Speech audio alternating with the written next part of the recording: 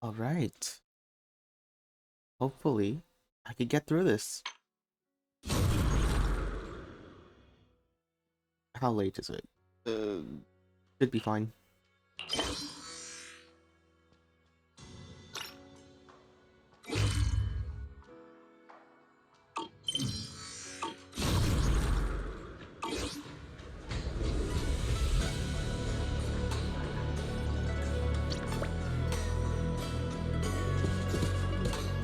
Oh, the time of day also changes.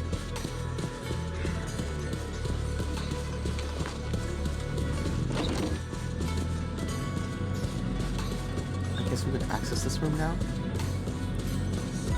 Good. Haven't gone to bed yet? I just wanted to come see you. Uh, Still worried about you. It's alright, I was just feeling a bit down again. But after everyone's comforting words, I'm feeling much better now. At least, those two illusions today gave us a clearer picture. You must be exhausted from running around with me these past couple of days. Go get some rest.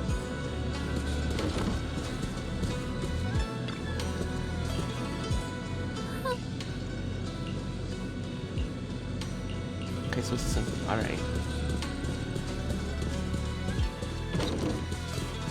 We could finally sleep in our warm bed. Let's go. Warm bed. After a long day, the bed seems to whisper, "Come rest your mortal coil. That's what you're meant to do right now." Like falling into the clouds, gently sinking, surrounded by tenderness, you drift off into dreams. But under the cover of night, there are those who still remain awake in Phylum Heights. Huh. Oh, it's Sarah. Well, this is unexpected. You let that insignificant little pawn go free. Such mercy. Doesn't quite fit the image of someone's hell-bent on revenge, ready to die alongside their nemesis. They're just an insignificant pawn. They have minimal intel, and their life or death won't affect the bigger picture. No need to cut off every loose end. On the path to meet the creator, any impious noise must be thoroughly purified. Just like those traitors who once basked in divine grace, yet harbored doubts, daring to commit blasphemy. They are now very quiet, utterly quiet. As for you, showing mercy to even a little pawn, how can I trust you won't go soft on Banya at the crucial moment? Or perhaps hesitate when it comes to your own ending? Whether you trust me or not means nothing to me. I've said it before, I'm making Banya pay in blood. Wait, making Banya pay in blood is my punishment for him, and the ending I've written for myself. You're sharing the same punishment as him? How ironic. Don't tell me you're still clinging to that pathetic illusion of a master-disciple bond? Don't make me laugh. Cut the pointless probing. We're just using each other to get what we want. My decisions are none of your business. Don't get too hung up on your so-called god puppet. Better pay attention to those you keep in your company. For your sake, you better pray your creator is really as omniscient as you claim. You mean Yi Shuyan? Yeah. Huh. His little schemes are insignificant. The creator has foreseen his fangs, and I shall be the final link to fulfill the creator's prophecy. Yi Shuyan, very existence. His every choice, even those futile acts of defiance, all will be woven into the grand tapestry, becoming a distinctive stroke of color in this final masterpiece. Everything will return at journey's end.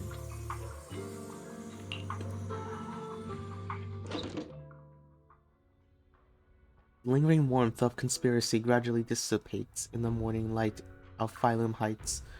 A new day dawns upon Shuibin Temple, still unaware of last night's undercurrent, carrying mysteries and looming threats.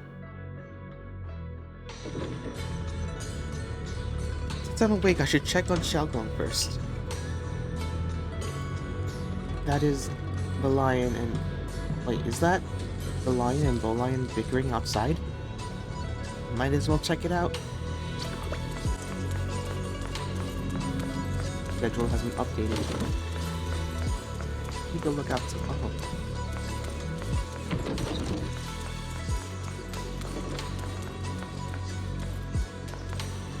Funky orange tabby. What the heck?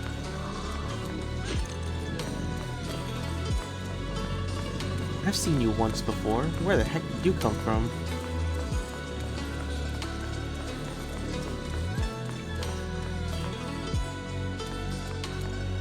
Oh.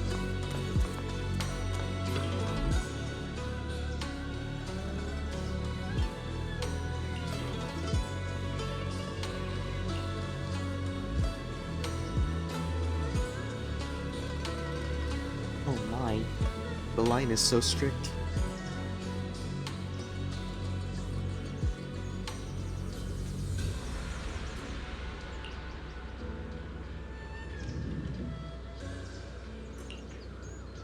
And Lion's talking about light novels again.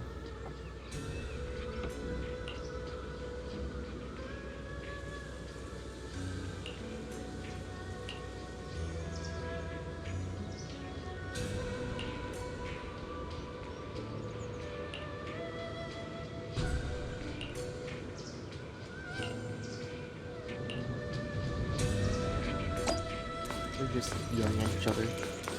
Oh, is that why the cat's there? Gonna comment on the cat? Oh no, is it voiced? I don't think it's voiced. Xiaoguang stands alone silently, her red ribbon. Okay, only now she seems weighed down by many unspoken thoughts. Call her Senior. Morning, Senior Xiaoguang. Morning. Wait, why Senior all of a Voiced. I was thinking of when we first met. Oh, I was just thinking of when we first met. You really liked it when I called you Senior. Now that you don't have to keep your identity hidden, we might as well bring it back. It really suits you. All right, Junior Bell.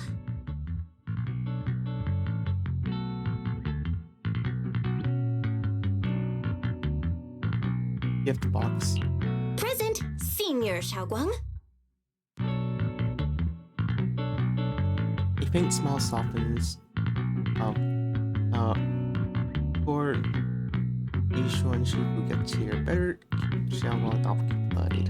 I'd better keep Xiaoguang occupied and make sure she doesn't go off on her own until Ishuan Shifu gets here. Want to go for a walk?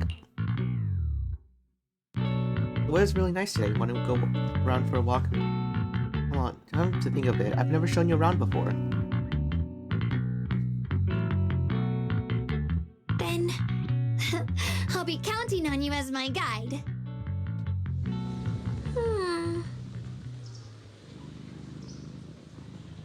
Should we head out now? Need to prep anything? Alright, prep some casual outfits for Xiaoguang based on Fairy's lifestyle preference analysis report. Maybe I should persuade Xiaoguang to change into them now. It might help lift her mood. Want to change into something casual? Huh? Casual? Right now? After explaining to Xiaoguang. Hey, I'm pretty sure this is going to be a skin. Once she gets released, this is going to be her first skin, I'm pretty sure.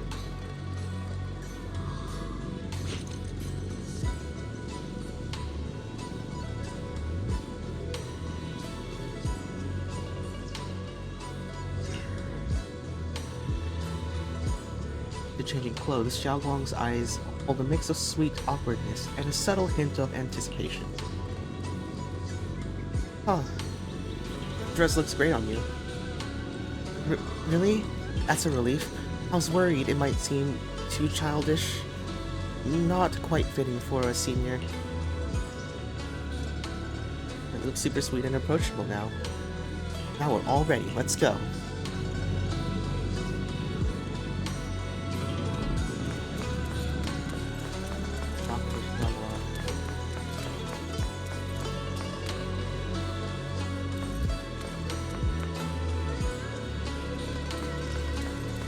Okay, I set this on auto. What do you mean it doesn't do any market research?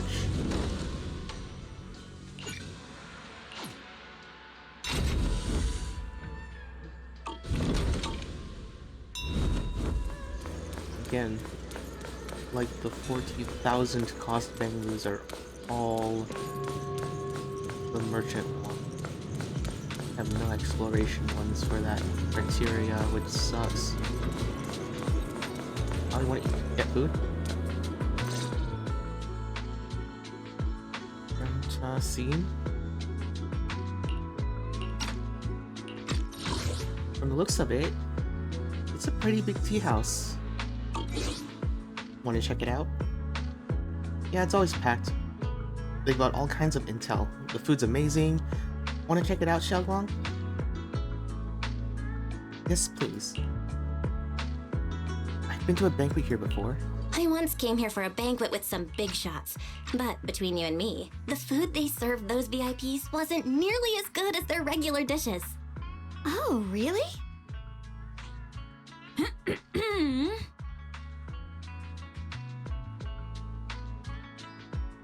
I think you just dissed your intel broker. That's not a good idea. I should have kept my mouth quiet. Oops. I hope no one heard that. Sweetie, how's it going? I hope business is booming. Got any recommendations today? Another regular customer. Welcome! Is this young lady a friend of yours? She's got the aura of a true connoisseur. Would you like to try our seasonal special? I can faintly smell some osmanthus in the air. How lovely. That would be our Moonvale Osmanthus cake, fresh out of the oven. They're made with the very first golden blossoms picked just this morning. Soft, sweet, melts in your mouth. I guarantee it's a taste you'll never forget. Osmanthus cakes always bring back memories of loved ones. This batch is limited, reserved for only our regular customers. And you won't find it on the banquet menu. You know, I was gonna make like a Joel Lee joke, and I'm like, nah, it's definitely overdone. And then Sweetie does this.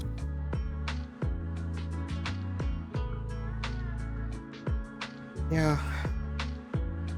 I think it would have been funny if she like just quoted the entire thing. But I guess like it was just more fun to just allude to Zhongli.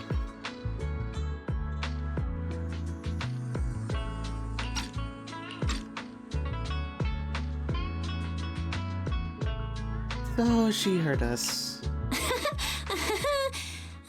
So she heard us. Osmanthus cake. Well, would you like to try it? Sure, let's try it. Osmanthus cake is often used as a symbol of remembrance. Remembrance? Xiaogong must be thinking about Senior Ye again. Sure. After smelling the aroma before we even walked in, how could we resist? Just hearing you describe it already made me want to eat some. I guarantee you'll be satisfied. We have seats upstairs. This way.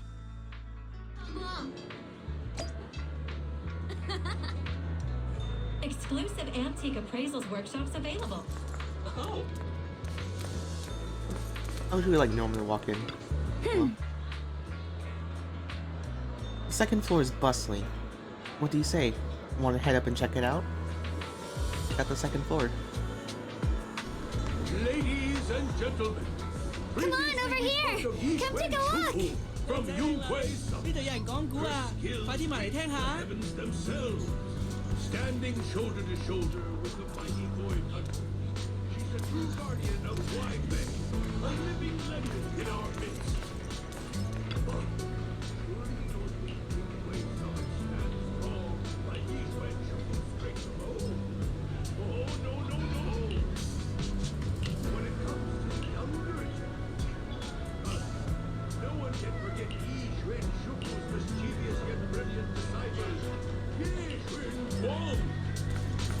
Now this Welcome. young lady, Miss Xiao Wang.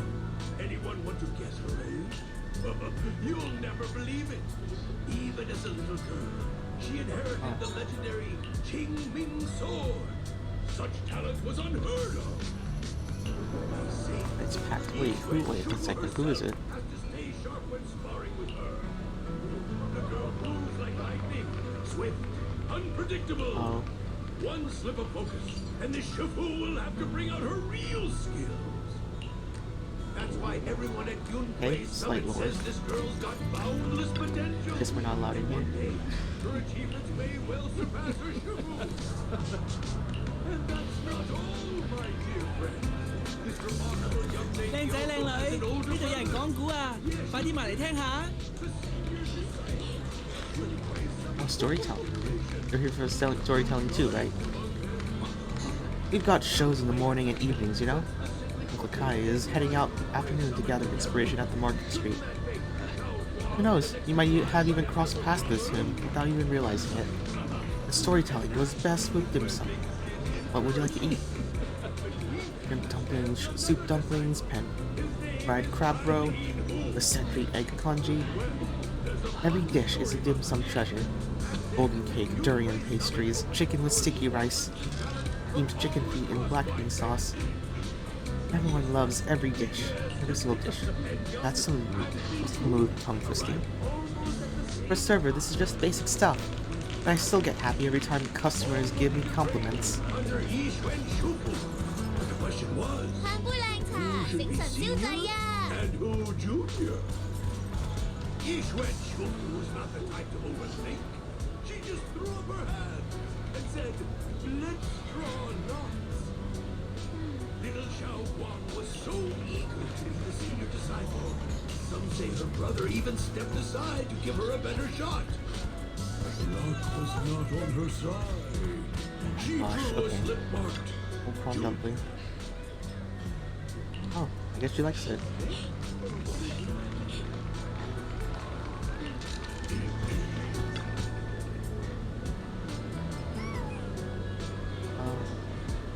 Okay. Yum.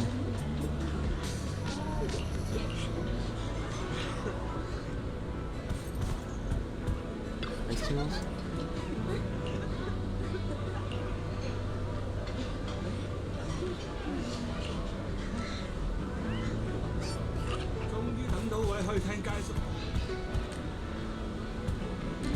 Oh, it's a deer.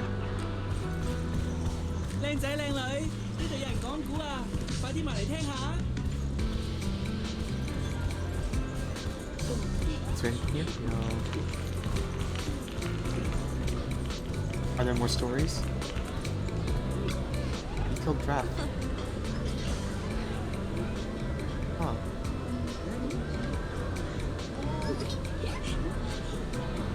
Warming up the light. What? Oh, okay.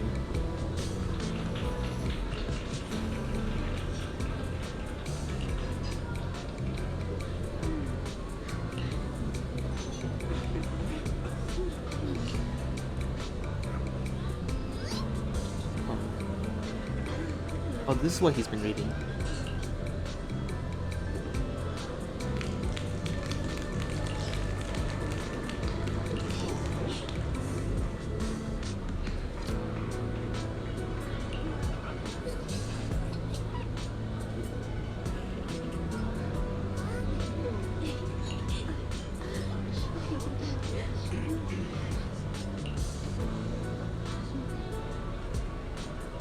Oh.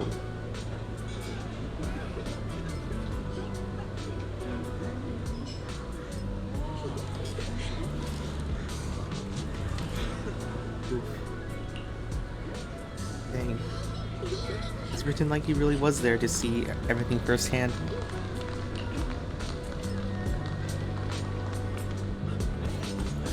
But how do you feel hearing tales about yourself? Storyteller's voice resonates through the air with powerful energy, even the tale reaches its climax. But listening carefully at the content, the protagonist of the story happens to be Yao Guang. Oh? Is this gentleman talking about me? let's keep listening together. The storyteller recounts Xiaoguang's tales at Yunhui Summit with great relish, words flowing like a river, as if they had been there to witness it firsthand. That's an exaggeration. The storyteller is making it sound so dramatic with all those embellishments. This is so embarrassing. But I'm dying here. Oh, right. Let's hurry and try those augmentus cakes Sweetie mentioned. We'll sell out if we wait too long. Come on, let's go. Storyteller is still up on stage talking up a storm, completely oblivious that the protagonist of his tale just ran off in panic.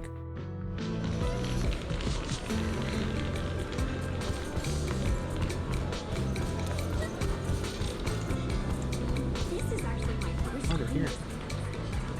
Bamboo steamers are stacked high with frequently steamed dim sum still warm on the table. Their sweet, savory aroma wafting through the air. You smell a gentle yet unmistakable sweet osmanthus fragrance. Like capturing a scene of blooming osmanthus trees in their delicate, crystal-like desserts on the table, waiting to be savored.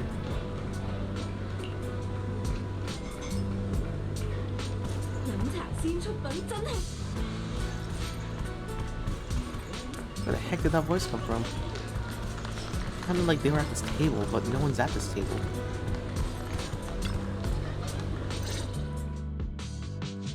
You share the osmanthus cakes with Xiaoguang. So, what do you think? Hey, they're good. I'm the host here. I should be the one I was asking gonna you. ask you the same. It's fragrant, sweet, and soft. Here, have a few more pieces. Osmanthus cake goes best with tea. The tea helps to cleanse the palate. I wonder if some memories are like tea leaves that drift to the bottom of the cup, sinking so deep that they never surface again.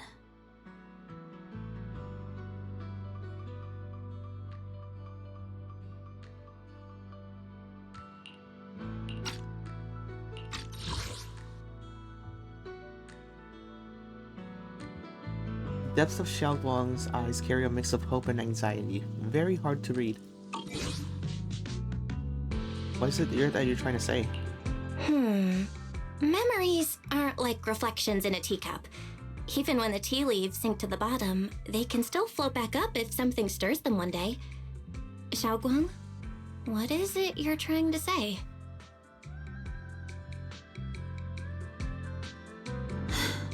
It's nothing.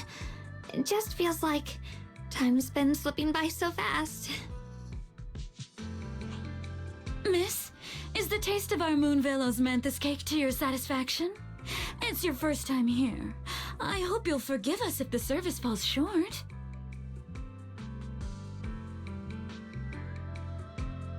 You're too kind, Miss Sweetie. The cake is excellent. Sweet, but not cloying. The osmanthus fragrance blends beautifully without overwhelming the rice's natural flavor. It melts in the mouth and is baked the perfect amount of time to bring out both texture and aroma. A true connoisseur. You've nailed it exactly. Hardly. I just like making desserts myself every now and then. If I had to guess, in addition to fresh osmanthus preserved in honey, you added a touch of roasted sticky rice powder to the filling? It gives the texture a bit more spring.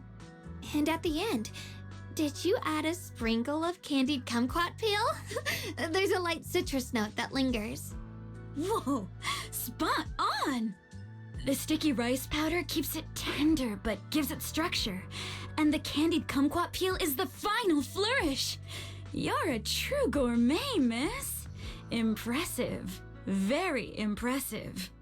Yum Cha Scene always welcomes guests who appreciate the craft. Please, make yourself at home. I'll leave you two to it. Just call me if you need anything.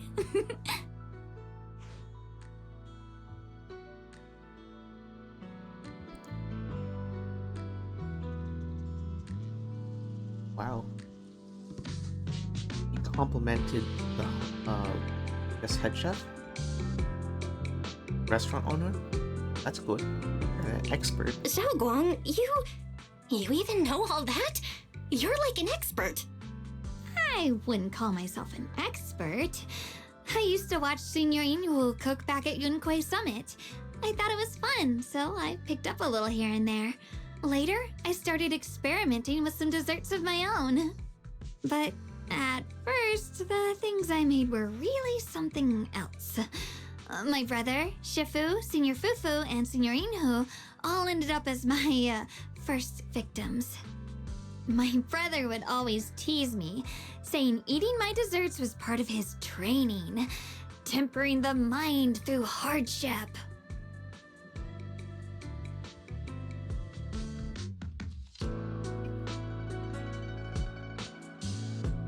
He is very gentle.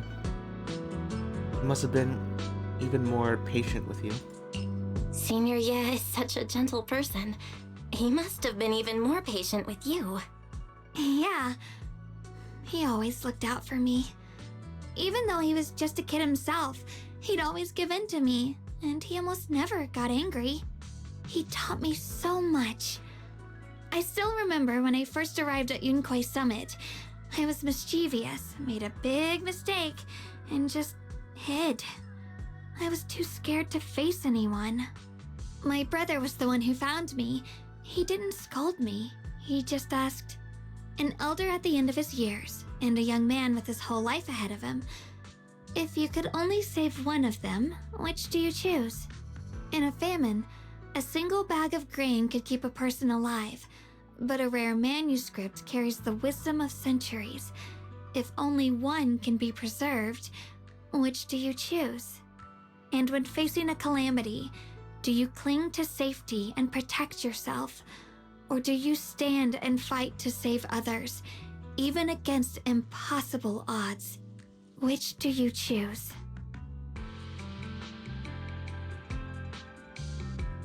Oh, the trolley problem. Why did he ask such a difficult question? There's no clear answer. Yeah. I was so young I didn't know what to say, and it made me want to cry. Those questions felt cruel, like they were tearing my heart apart. But my brother said it wasn't about a clear answer. It was about seeing what you truly want to protect and understanding its weight. He told me that our parents always said, the hardest part isn't making the choice, it's living with it afterward. There's no perfect path in this world. Some choices are responsibilities we have to shoulder. When the time comes, be brave. Do what must be done, and you'll carve your way through the thorns onto your own path. I didn't fully understand what he meant back then. I'm not even sure if I do now. You really put a lot of thought to it. He really put a lot of thought into what he said. I'm sure he'd be glad knowing you could reflect on it so calmly now. I trust him, just as he trusts me. Right now, my brother has his own reasons for what he has to do. And I have my own reason for why I have to find him. Sorry, I've been rambling again.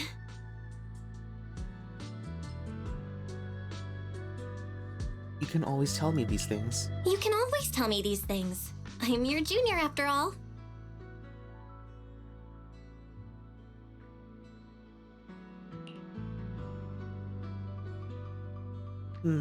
At times like this...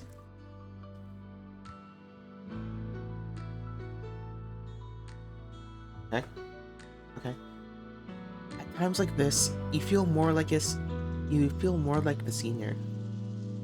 I've got to do better as your senior so you can rely on me more. Like you said, you're my precious junior after all. Let's talk about something more cheerful. Everyone's been working so hard lately. Banyue Shifu, Dylan, Ningqian, you, and the others at Suibian Temple. I want to thank everyone properly.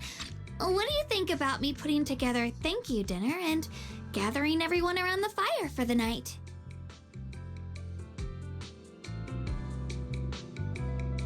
Alright, I look forward to it. That's a great idea. Everyone's been looking forward to your cooking. I'll let Dailin, Banyu Shifu, and Ningqian know right away. Once Senior Song Tao and the others are back from their investigation, I'll pass it on to them too. Alright, it's about time I express my gratitude. Let's go.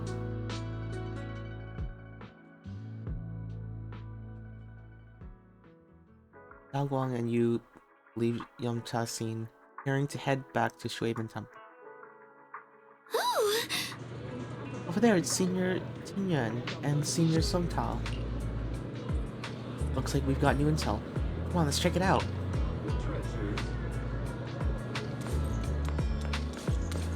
Exclusive antique appraisals workshops available. Junior Bell, Xiao Guang. You're back!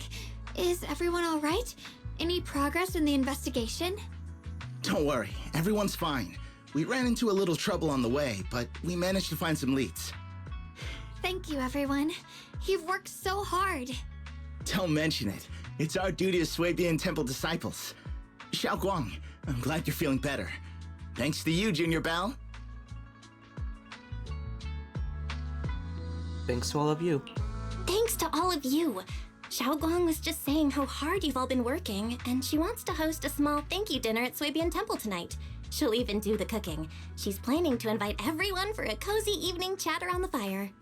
Haha, a gathering by the fire, with Xiao Guang's cooking no less. Yeah, my cooking isn't the greatest, but I hope you'll join us.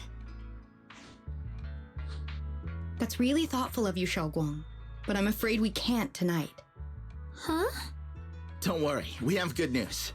Thanks to the intel you gave us, we pinned down several key spots tied to the abnormal miasma fluctuations. We've even found leads on the ancient array. Some disciples have already been stationed at the old mining site.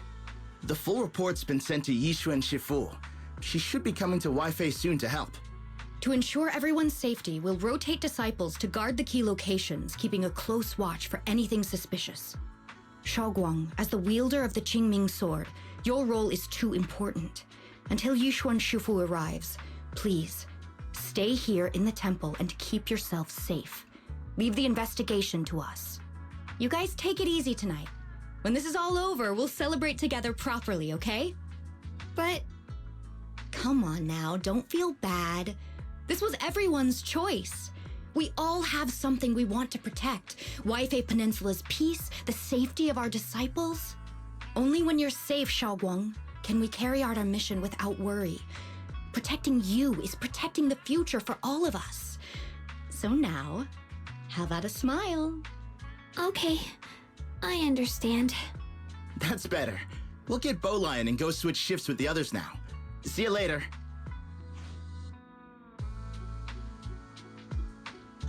Song Tao, oh. That went by very fast. Song Tao, Jingyuan, and Bowlion head off, full of spirit. Good that we finally got some progress. Don't worry, Xiao Guang. We're finally starting to see some progress. That's a good sign. Yeah, let's head back too. I still need to figure out what to cook tonight. Xiao Guang takes the first step towards Shuiben Temple, her back straight, steady, and at a setting sun, as a long shadow behind her, echoing the tangled feelings in her heart.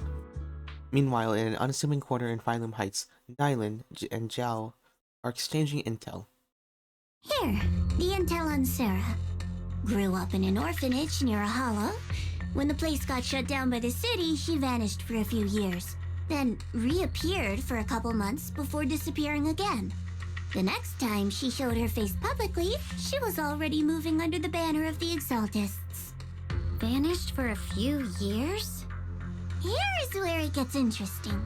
Word is, during those few months when she reappeared, she stormed into Hand headquarters multiple times, insisting she was part of some special investigation squad under HSO.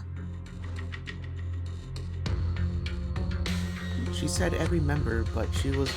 Wait, but you said every member but her was wiped out in an accident. But Hand said no such squad ever existed. No record of her anywhere either. Huh. A ghost squad that doesn't exist? When you spend your days fielding customer complaint calls, little stories like that are the highlight of I the mean, at least she shift. didn't get in, right? And stories like that always go one of two ways. Either the woman lost her mind, or the squad's whole purpose was to be buried from the start. So you think there's something fishy here too? It's just a guess.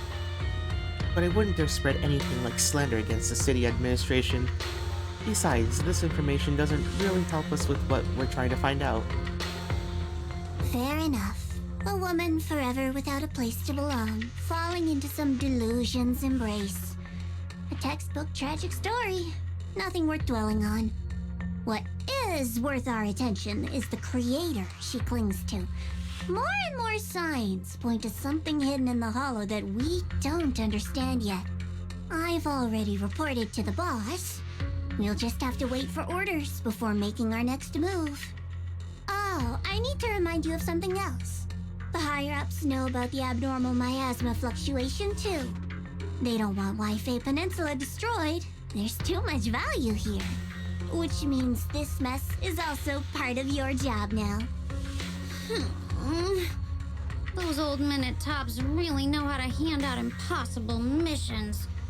This was supposed to be a simple recovery job. Without me even realizing, I've been saddled with another thankless task. I've already found out that the array described in the ancient tome dates back over 100 years. Built to suppress miasma. You're welcome, by the way. The array works by absorbing miasma. You just need to pour a large amount of ether energy into the core. But what most people don't know is, to keep the ethereal sealed inside from breaking loose, the array raises a barrier that traps whoever activates it. Which means anyone who becomes the key is essentially sacrificing themselves. Yoshi-Yon's parents once investigated the array. And he knows far more than his sister. Now it seems the secret lies deep within the old mining site. Dare be planning to make Yishuan the key? Wait, Yishuan the key? It's not impossible. That means there's another way for your mission to kill two birds with one stone. I'm sure you've already thought of it. I'll use Banya. What if you find the array and with them get Banya to become the key? Use it to activate the array, suppress the miasma, and by doing so, drain its Then, power. when it can't hold out any longer, you step in and take its core. Simple as that. And that girl, Yeshuan Guang, I can tell you've taken a liking to her, even if you won't admit it. So, why not? You'd be protecting her brother while you're at it. What's wrong?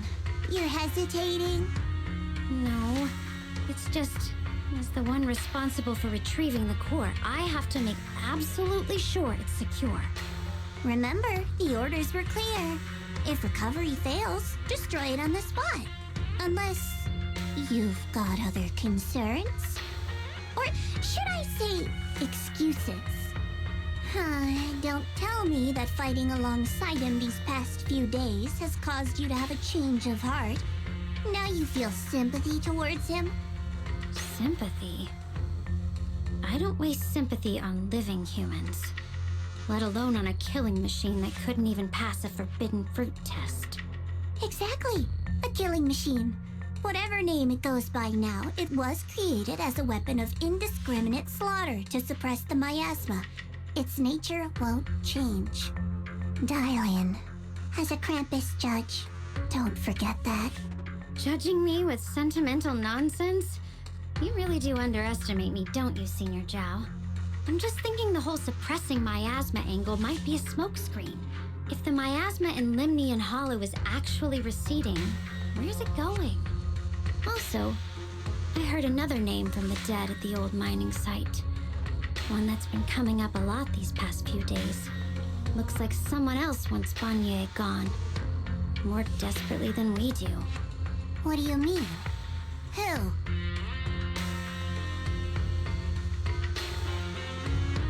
That's a secret. For now though, I won't let him die so easily. Not until I figure out who's trying to use Us, at least. If we're gonna dispose of him, it should be on our terms. As for Banya's truth that I'm after, I'll give him a final choice. One with no room for lies or cover-ups.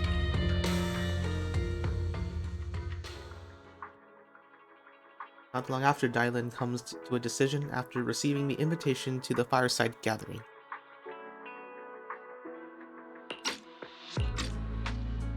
As evening falls, lights flicker to life across Waifei Peninsula. Into a temple courtyard, the fire burns bright, the smell of food filling the air. Banyo and Dylan, oh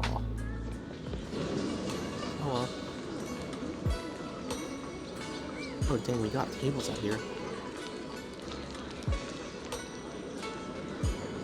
Fireside gathering is being prepared. Let's go see what Xiaoguang has in store for us. That looks like delicious food.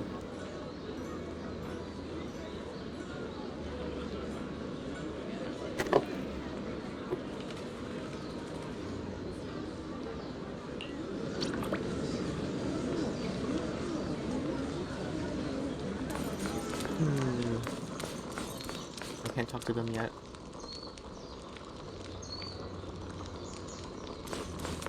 And he probably already knows why Precipice is here. What Dylan is planning to do. At the very least.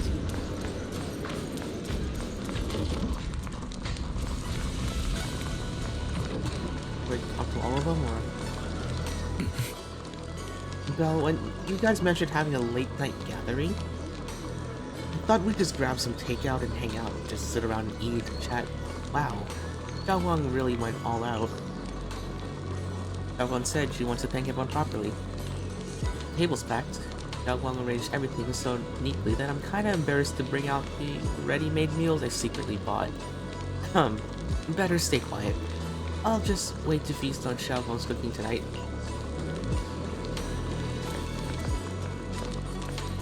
Can't talk to Eos, the lion.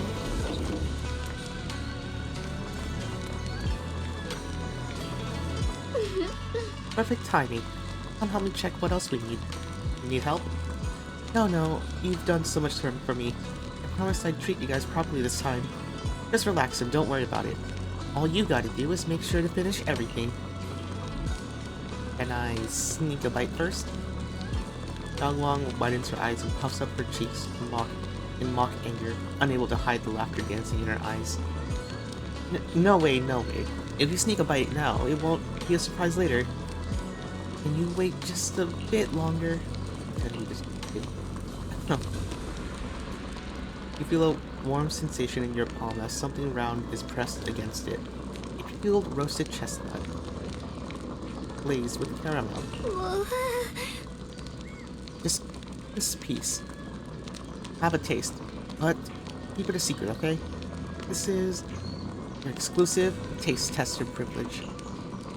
When the banquet starts, remember to act like it's your first time tasting it. Otherwise, my reputation as iron-faced, impartial head chef will be ruined. Xiaoguang looked like she's about to go back on her word. Oh, go back to her work. Her mood seemingly lifted by this small gesture. She even starts humming a little tune. That sweet chestnut, secretly shared, became a silent little secret of the moment.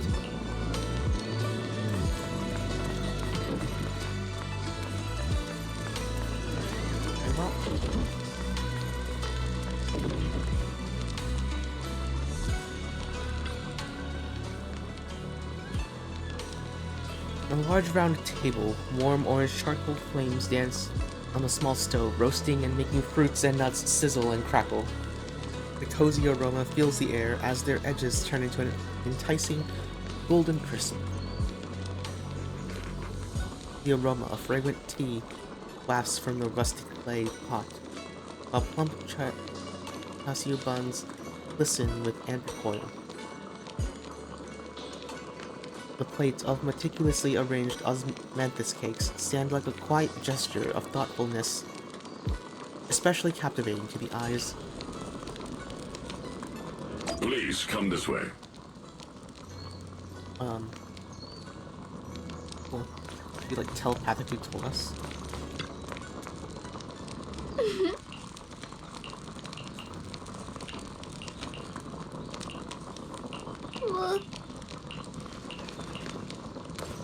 Okay, so I guess we were able to do those interactions either way.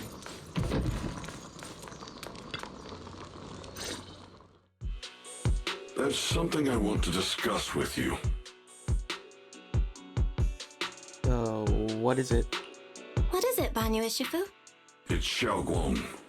She has a lot on her mind. By hosting the dinner tonight, I fear she's already come to a decision of her own. The abnormal miasma fluctuation is strange, and the road ahead will likely be perilous. I don't want to see her walk into danger. She seems to place great trust in you.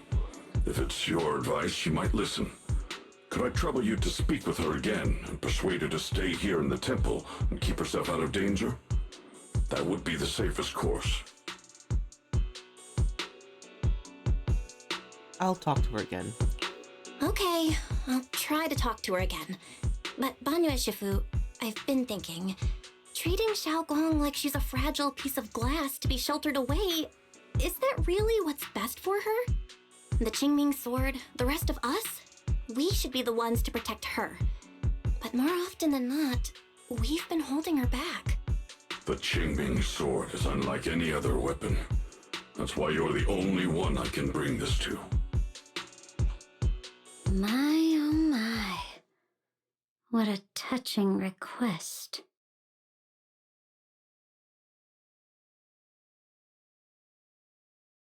But tell me, Banyu Shifu, don't you think your words sound especially cruel when talking about someone your algorithms once deemed as expendable, while you stood by and watched her parents consumed by the miasma?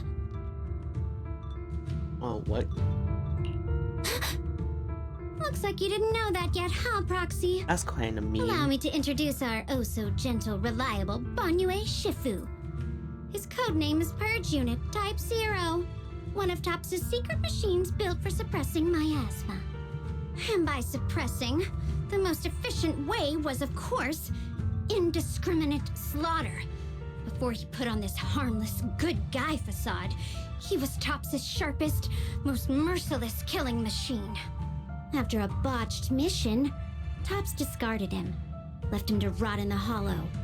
Somehow, someone picked him up and patched him back together, so he could wear the guise of something less monstrous, hiding among people. People trusted him, relied on him, even treated him as a companion with a heart. But 10 years ago, when the miasma outbreak consumed the old mining site, he stood by and watched countless lives swallowed whole. And Xiaoguang's parents were among them. Back when you went to Silum Bay looking for survivors, why do you think those people reacted to Banyu with such outrage, such hatred?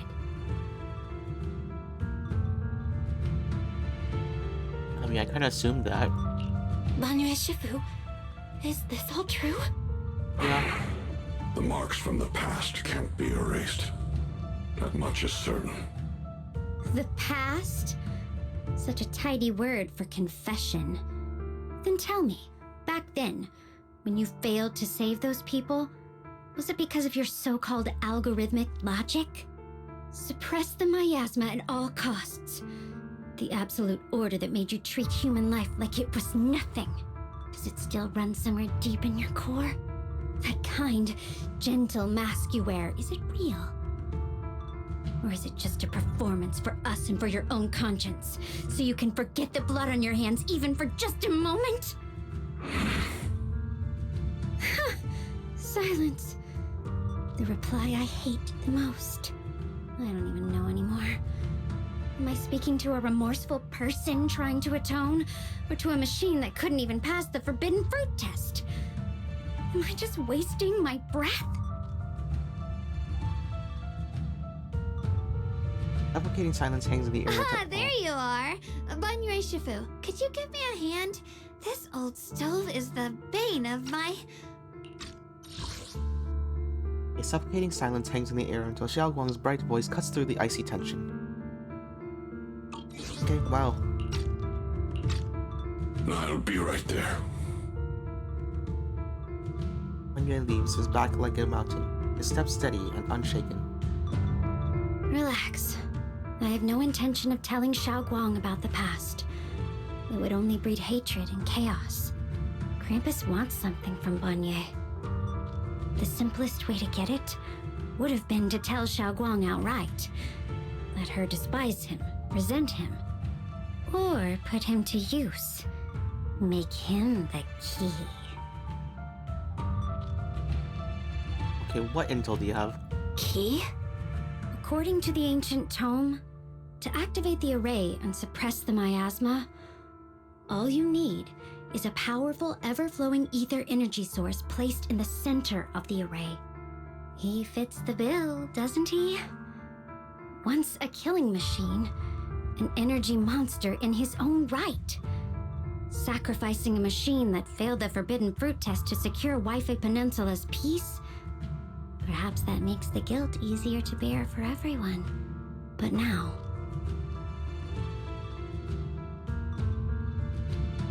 Okay, why are you telling me this? But why now? Dylan, why are you telling me all this? Those things you said before about the truth. Don't tell me you're deliberately trying to guilt trip Banye Shifu into...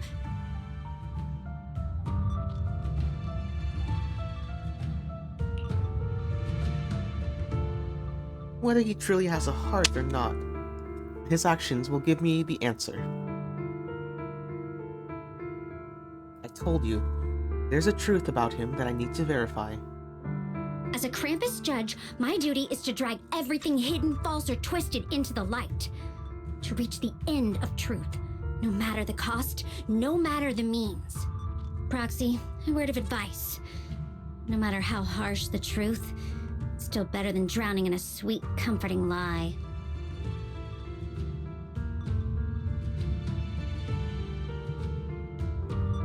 But is your truth the full truth? You're not wrong about that. But Dylan, why not trust what you've seen and heard yourself these past few days?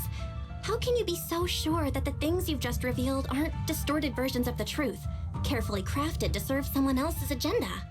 What if the path you're walking is just a detour, one laid out by others to lead you to their version of the truth? You're not as naive as you look, Phaethan. I'll keep your warning in mind. As for Banye, don't worry. I won't do anything before the final evaluation is complete. That scrap heap can remain as Banye Shifu for now.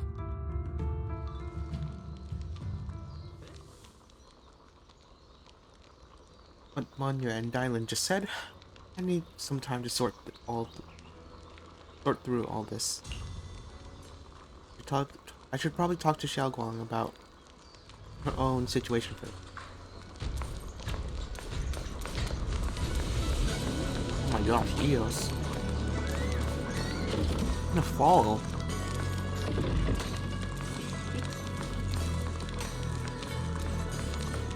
How this is one entire object, right? And like the chair object, or like the chair part, just there, making the entire thing invisible. Are you okay? Thinking about stuff? Look to Xiao Guang again. Xiao Guang? What is it? Hungry already? Just wait a little longer. It'll be ready soon. You're hosting this gathering because you've made up your mind. You're hosting this gathering because you've already made up your mind, haven't you? He's gonna sneak out. Figures. You saw right through me. No, it was Banya. I really was planning to be honest with you, just like I said I would. Last night, after you'd all gone to bed, I found this under the door.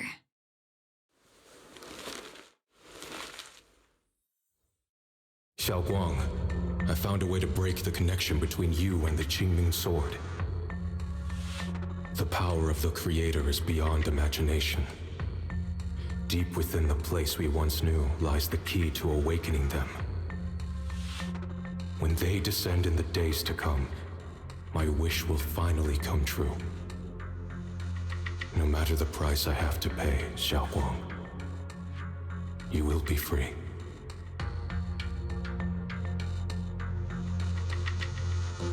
Is this really from Senior Yi? This letter, is it really from Senior Ye? Or is someone impersonating him? At first glance, the handwriting looks like my brother's, but it's missing little habits he always had in his strokes. And then there's the content itself.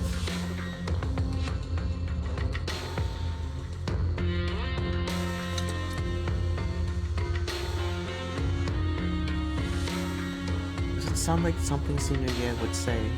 After all this time, with no news from him, he suddenly sends a letter? Yeah, Senior Ye might not even know you're in Waipei right now, and he suddenly sends you a letter? Given how much he cares about you, even if he did decide to do this, there's no way he'd ever tell you. This note looks like... It looks like it's trying to lure me there. I know my bond with the Qingming sword more than anyone. Breaking it isn't something that can be done so easily. Back when I was chosen by the sword, my brother didn't know about its side effects. He was genuinely happy for me. He ruffled my hair, eyes shining, and said, "You're amazing, Xiaoguang. From now on, your big brother will have to rely on you." I knew what he was really happy about. That I could finally be accepted, have a real place in Yunquei Summit.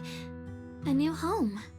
But then, when he learned the truth about the Qingming sword, and what happened to the wielders before me...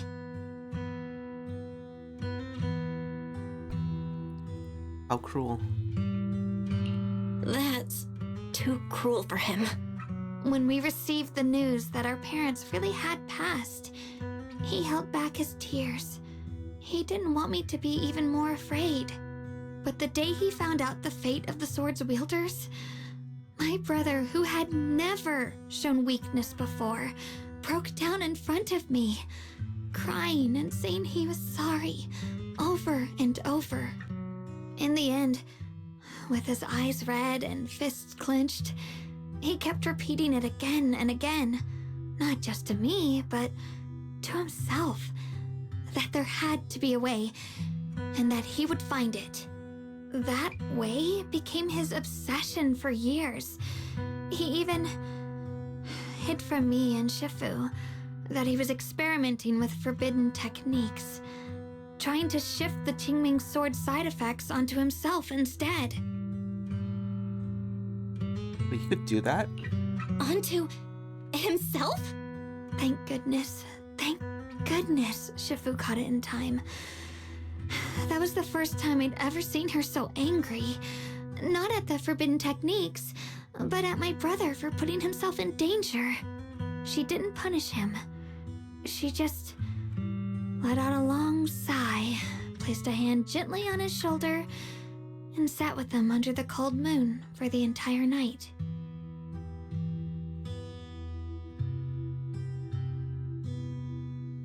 Yeah, she must have related to that. Maybe only Yixuan Shifu, who has endured loss and shouldered her own share of burdens, could truly understand Senior Ye's state of mind back then. That heavy weight he was carrying. Yeah. After that day, my brother promised her he would never let his obsession ruin him. Not even for my sake. Shifu poured her heart and soul into crafting the Qingming sword's case after her older sister passed away.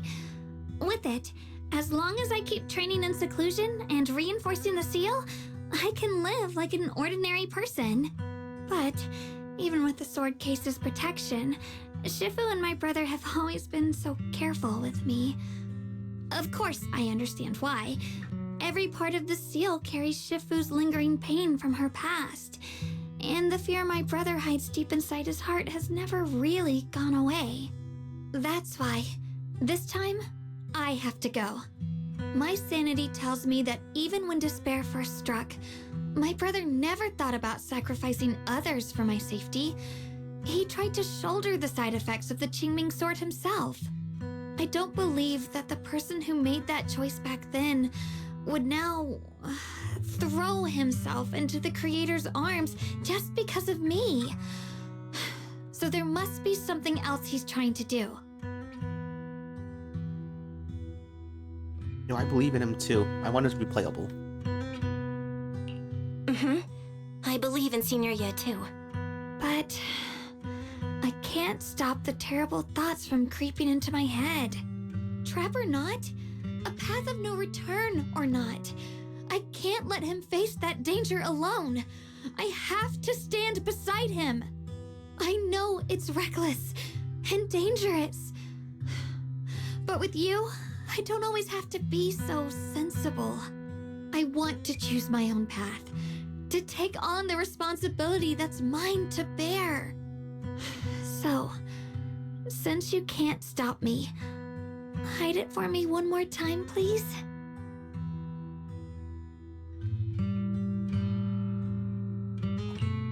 It's like when I called myself the acting temple master, you just went along with it naturally and hid my identity from everyone.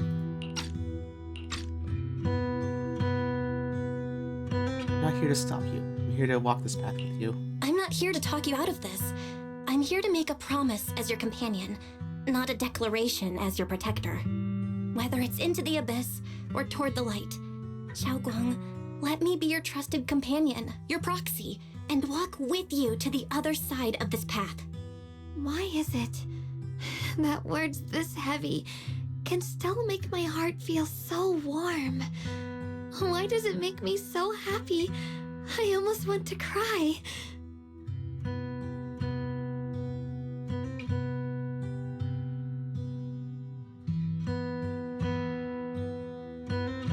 Save the tears when we find Senior Ye. Tonight, let's just have fun together. Come on now. You should save those tears for when we find your brother. Right now, we promised that tonight would be nothing but joy and laughter, remember? Right. Then I'll go check on the desserts. There's still so many tasty flavors I want to share with you.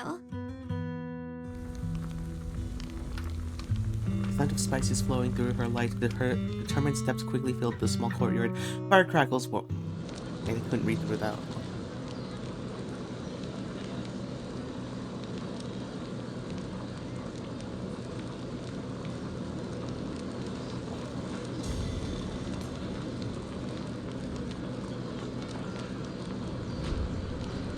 That was not as bad as, like, the first intro.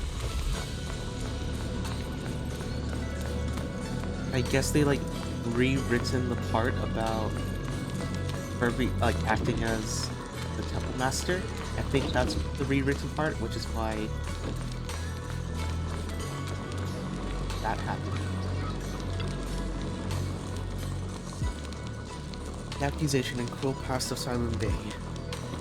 They come flooding back like a tidal wave. Past that Banya Shifu spoke of at Silent Bay weighs as heavy as mountains.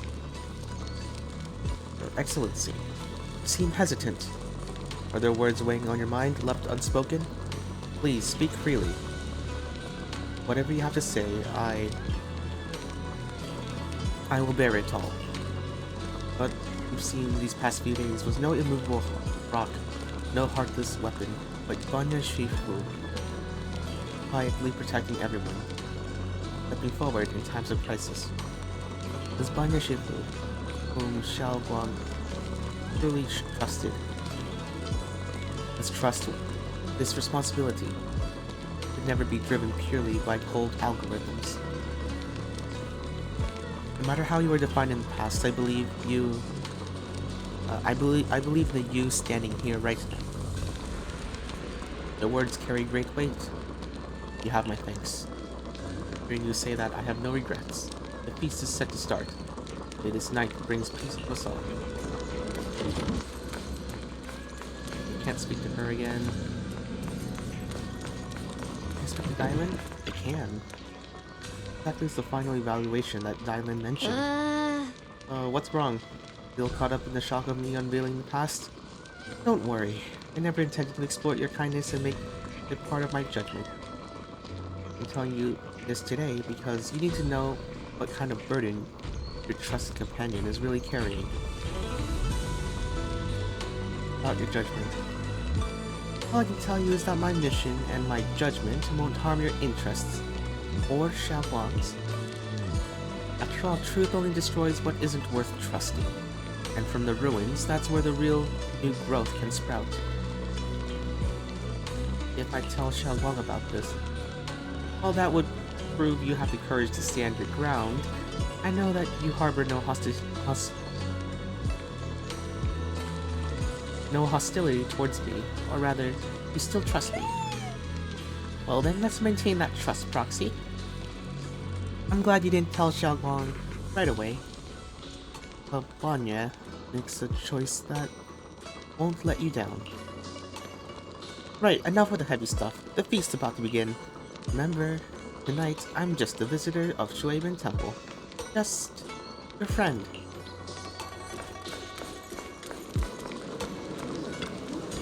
New lines or your late night gather? Oh, no new lines.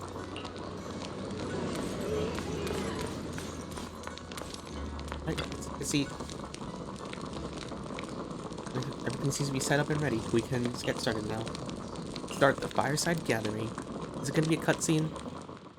Alright, everything's ready! A special thanks to Beelion, Eos, and Banyue Shifu for helping me out. No way I could have handled all this on my own.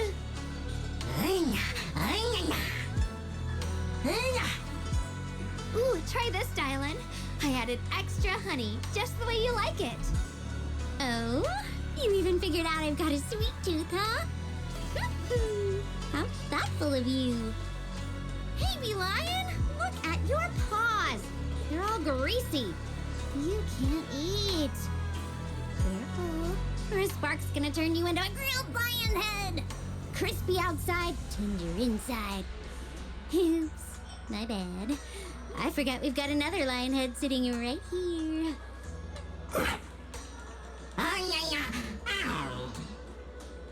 Banyue Shifu, would you like to try a chashu bun?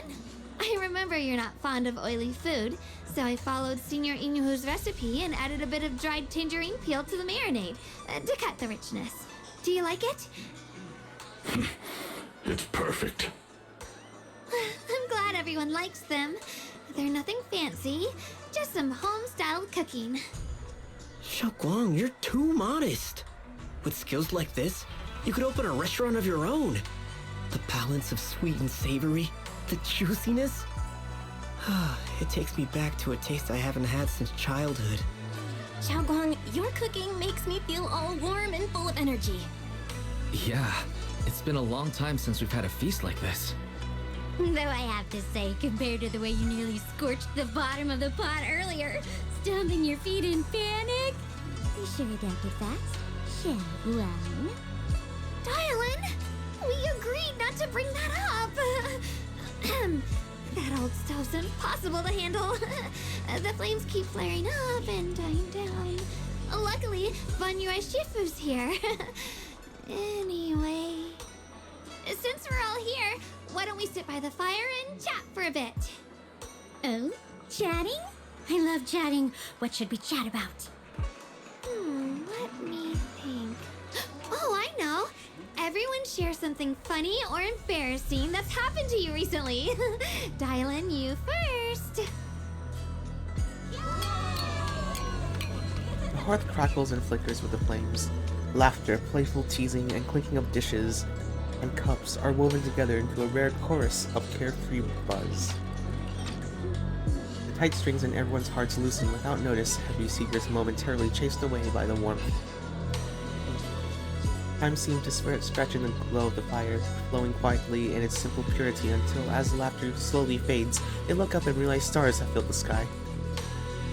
Wow, look! After all that goofing around, the stars almost look brighter, don't they? Oh my One gosh. year, my brother, Senior Fufu, and I went to release lanterns together on a mountain behind Junkui Summit.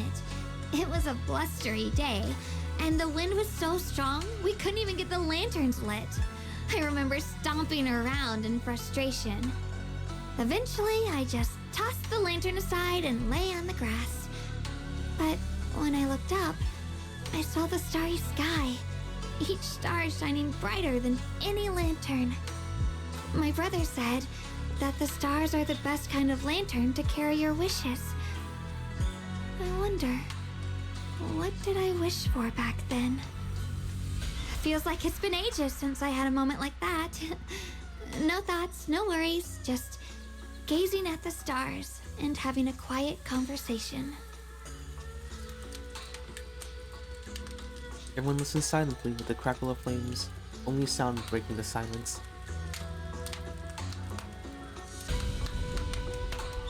Oh, that sounds peaceful.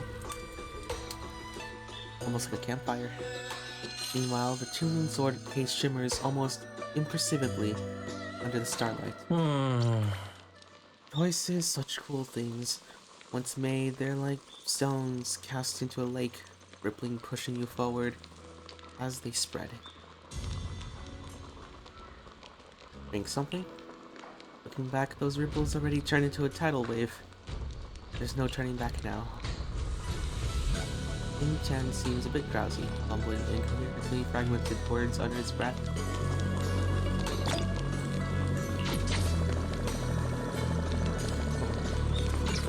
That was Xiaomong.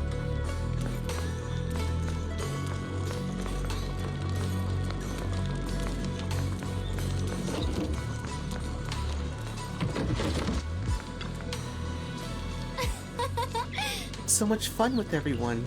Tonight, I'm definitely gonna have sweet dreams. Sweet dreams see you in our dreams.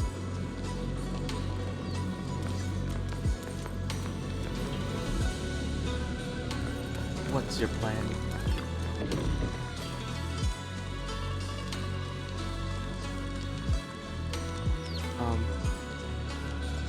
Oh no.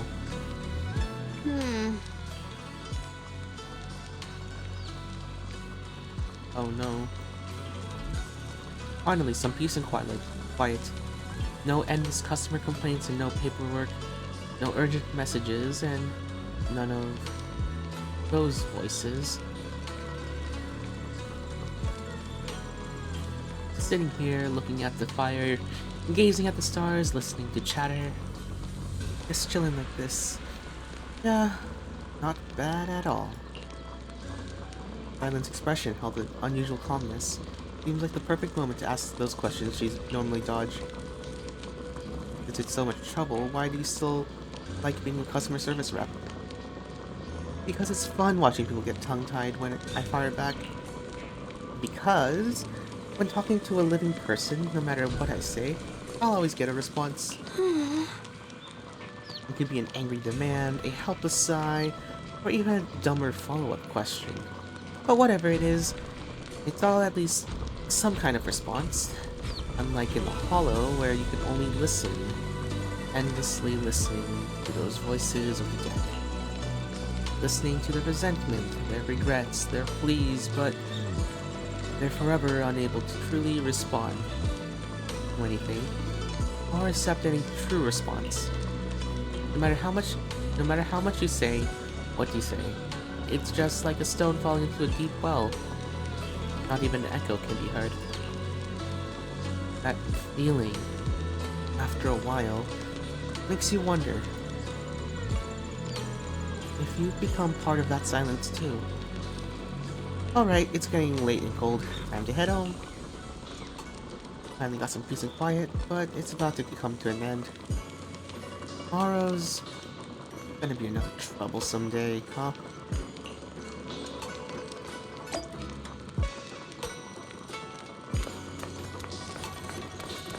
We'll go to bed.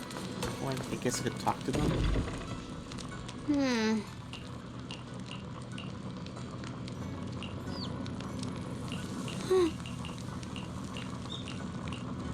Okay.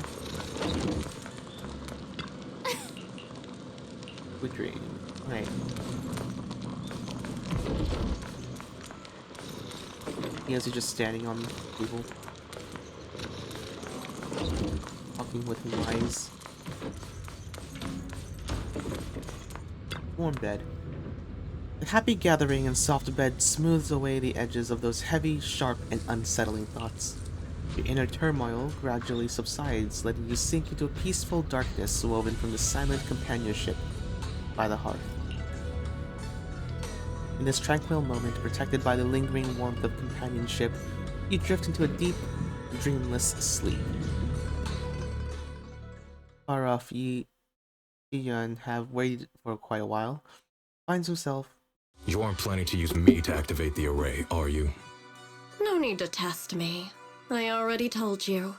You'll stand with me before the Creator. As for activating the array, there is another candidate. You already know where the array is, and the Creator's location. When will the summoning begin?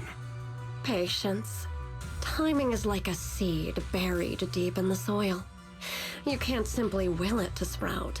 It needs the appropriate nourishment and the right season to break through the earth. So we wait. Wait until the keys chosen by the Creator are all in place. Keys, more than one. Now tilt her head slightly as if listening to whispers carried by the wind, while perhaps savoring the urgency in Yi Shiyuan's voice. The corners of her lips curl upwards, her smile laced with anticipation and cold calculation.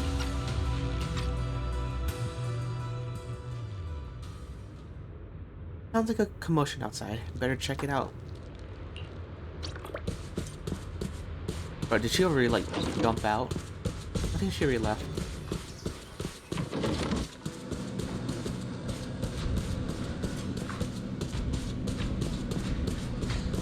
Oh, she's not there.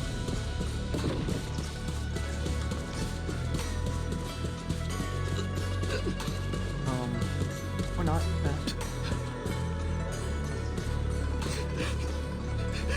Oh no. Senior Song Tao, what's going on? Senior Song Tao?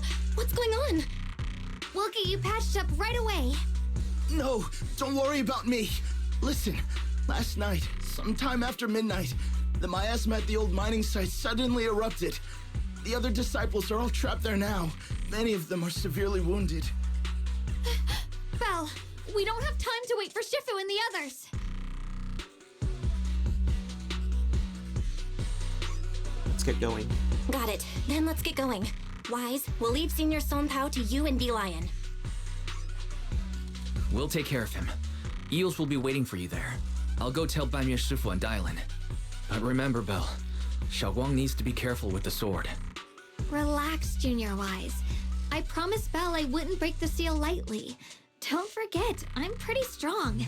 Even without the Qingming sword, I'll do my best to keep everyone safe. This is the perfect time for me to show how reliable a senior I can be. When you step out of Shueibin Temple, Dylan comes rushing in with even more news. I know most of what happened now. The issue is, I can't reach Banyu. Could it be because of what Dylan said yesterday? Huh?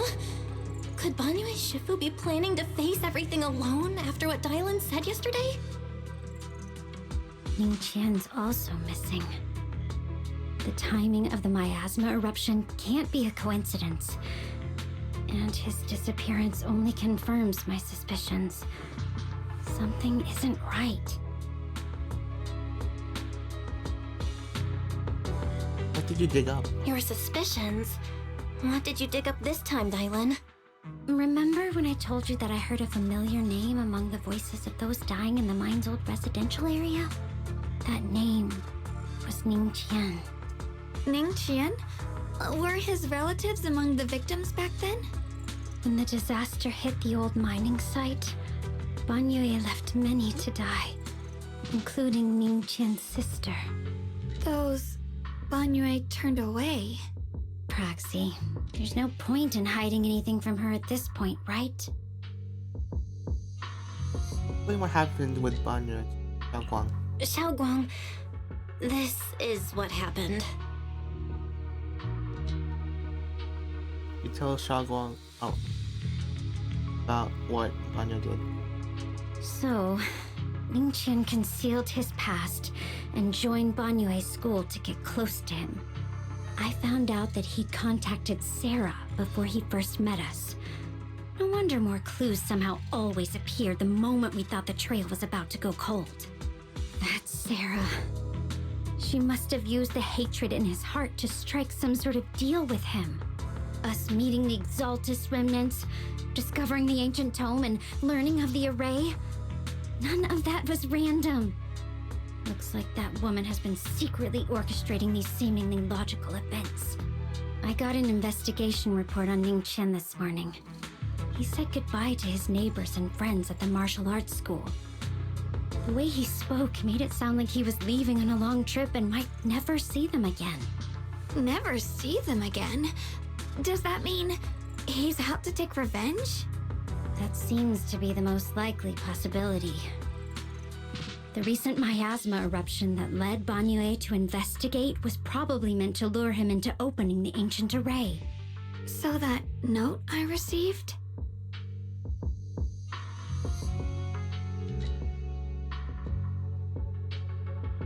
He's trying to exploit Banyue's guilt to lead him into a trap. Was it a setup to exploit Banyue Shifu's guilt toward Xiaoguang and the others? He tried to keep her safe and stop Senior Ye from activating the array, which made it the perfect bait to draw him in. That's just the tip of the iceberg. I suspect the array and the ancient tome, and even the part about the key to quell miasma, were nothing more than tricks to keep him chasing. It might all be Sarah's handiwork. Think about it. Using powerful ether energy to activate the array and purify the miasma? If the array is used to absorb a large amount of ether energy and miasma, then where will all that power go? The miasma in Limnian Hollow is abnormally receding. Where is it flowing to? What else is behind the residential building in the mines?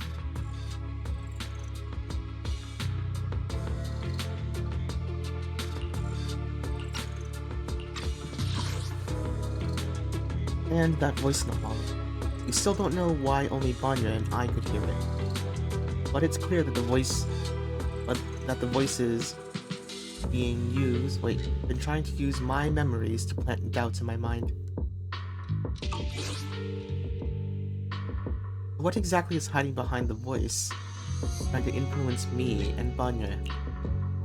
Based on Sarah's actions, it's more likely that the miasma in our power is, or be directed for, a special purpose. For example, sustaining that creator who is soon to descend.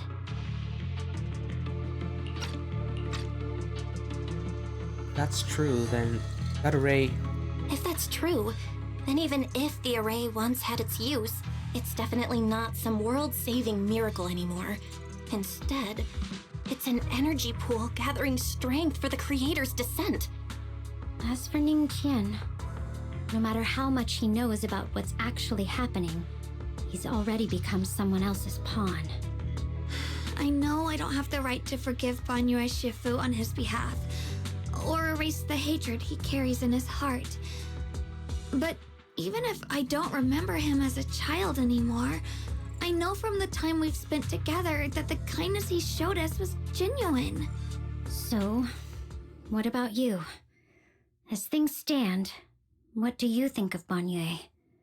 Have you made up your mind? My mind was already clear, ever since we left the Hollow and stepped on the bridge that connects my old home to the outside world. Amidst all the chaos, that figure silently rushed out, carrying my brother and me over the bridge. The only hands that we could reach in that terrible abyss. The only person who held us, as sturdy as a mountain, was Banyue Shifu.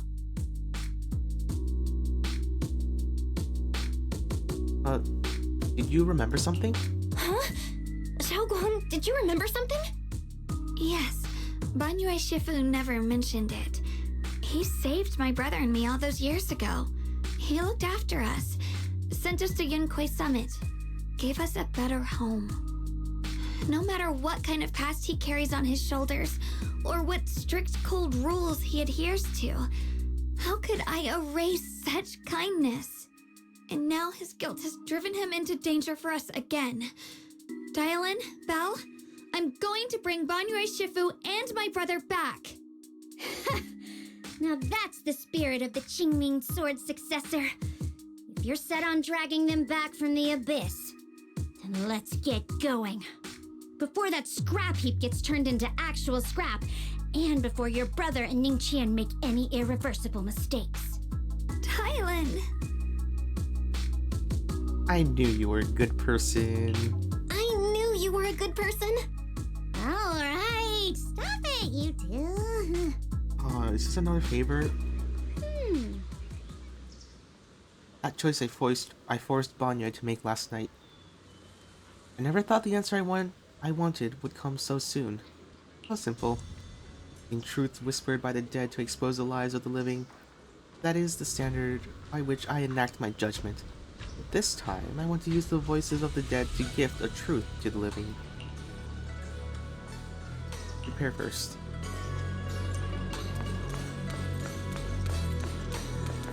Oh. That was it. Can't believe no one else is here. Whatever, let's go.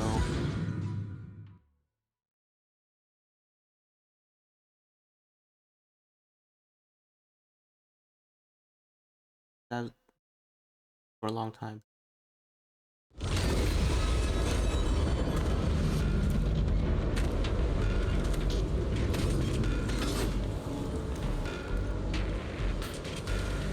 That a lion?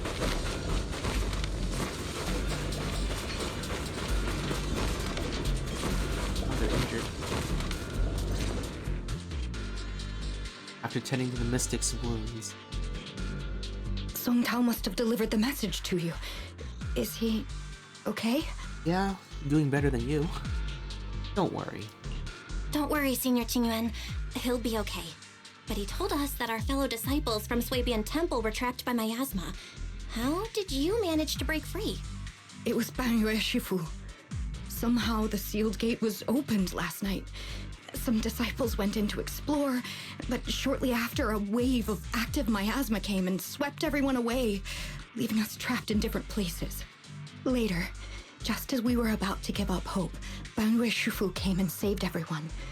After he found a safe place for us, he turned and went in deeper. From the look on his face, I could tell that it wasn't just a spur-of-the-moment decision. He seemed as if he had long made up his mind to go in there. Did he say anything before you left? He said that human forces could no longer stop this chaos and that he needed to find another way, so he went to investigate the source.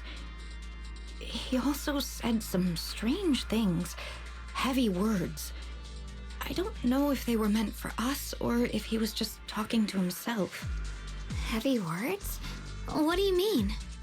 He said, to walk this world is as to depart one's home for distant shores. When debts of old weigh heavy, they press not upon thy steps alone, but cast thy companions stumbling in the dust beside thee. He also said something like, I shall make the burden lighter, my own and far more for my companions. This debt must be paid. Just as I suspected. I thought it sounded strange at the time. I wanted to help him, but I was injured. There wasn't much I could do. I was worried, so I insisted he take Bolian along. Shortly after he left, toward the source of the miasma, we heard a loud noise. Then, the miasma that was trapping everyone appeared to be drawn towards something else and started to recede. We were all so relieved. Until just a moment ago, when Bolian came back and reported that Banyue Shifu was trapped now. You can try scanning Bolian's memory module to find out exactly what happened, but things aren't looking good. At this rate, Banyue Shifu will be killed in that array. Oh, another obstacle course?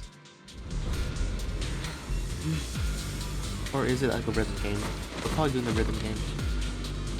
Format an emergency scan on Bolian's memory module. Oh, it's not a game. Okay.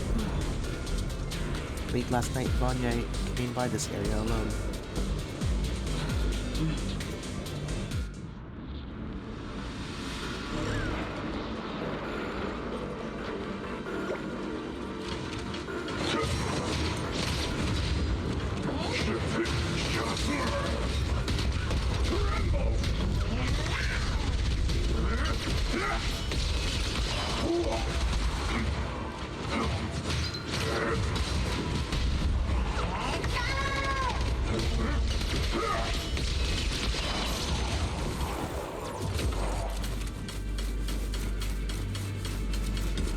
somehow I managed to use the skills correctly. I have no idea how I did that. I think Bowline was just helping out everyone. I just realized everyone was injured. But yet, Shifu, here's the situation. Ning Yuan explains the general situation. This chaos is beyond human control. We need to find another way. I'll seek its source to save everyone. Nishifu, those of us who remained here are too injured to move. Please take Bowline with you. Having him assist you would put our minds at ease. Alright. We have Bangbu from Yunque's summit. I'm sure it'll help find its way back to you itself once this is all over. Wait, Bowline will be able to find its way back by itself? Walk this world as if it was traveled through distant shores when depths of old weigh heavy. It pressed not upon my steps alone. It cast my companions stumbling in the dust beside me. Myself, and even more so, that my companions may walk right to me. This debt must be repaid.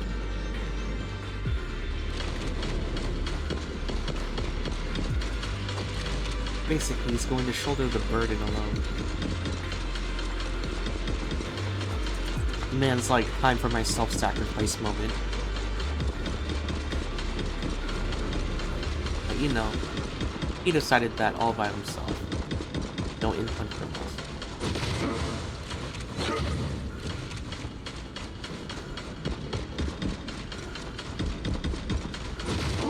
Whoa, it's ranged? Like, sprint one makes it ranged.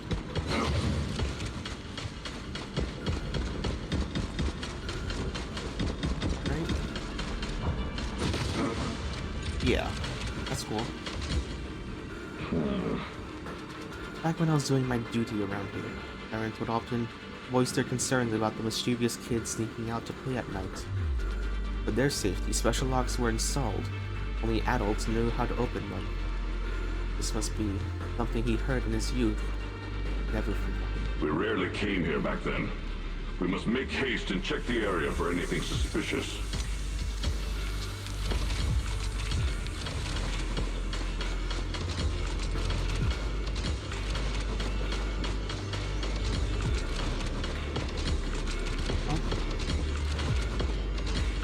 Color view over here. Elevator control panel.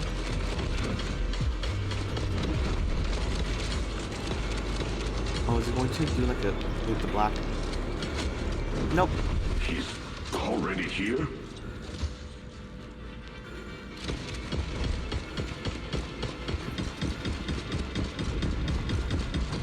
Yo, what's up? When you're Shifu, I knew you cared about the mystic's safety and would come here. Great news. Absolutely fantastic news. I think I've stumbled upon the key array core of that ancient array mentioned in the old text. It's just that I'm not skilled enough. I couldn't fully activate the array. But now that you're here, surely everything will go much smoother. Looks like this time, the miasma disaster can finally be put to an end. This place won't have to relive the nightmare again. Where is it located?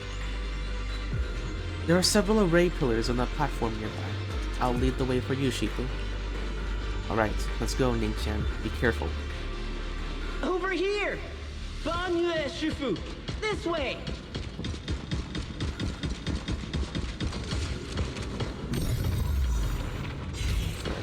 Okay.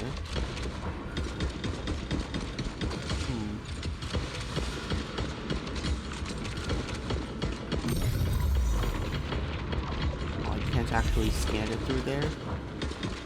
It might be like an invisible wall that's like preventing it from happening.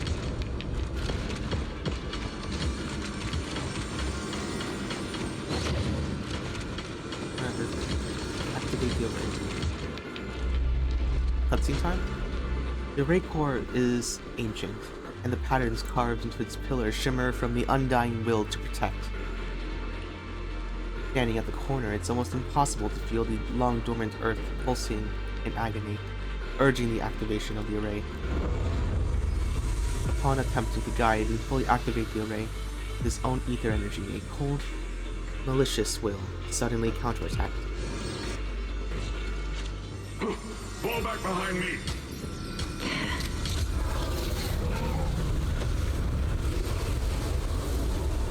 Oh no.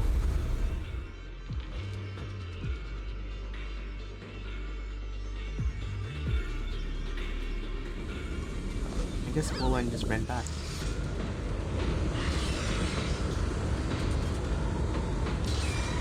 Okay, so this is where it's being stored. Dang, it's trapped in miasma. One seemed to know what Ning Chen was up to, but he still went ahead and activated the array. Indeed, you should hurry and save Banya Shifu and take Bowline with you this time as well.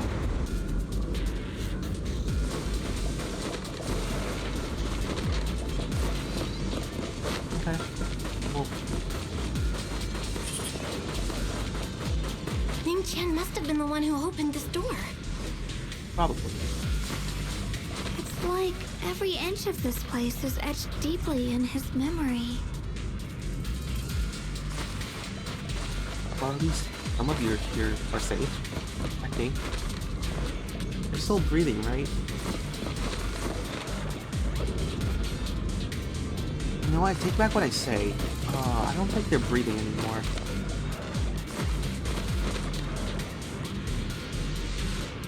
I don't think they're breathing. You're breathing. I don't think those two are.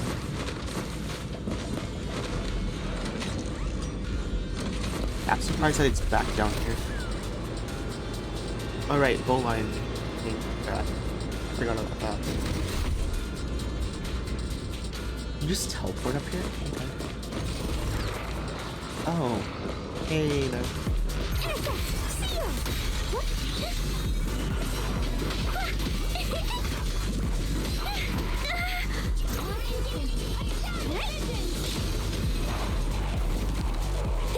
She already gets an ult line.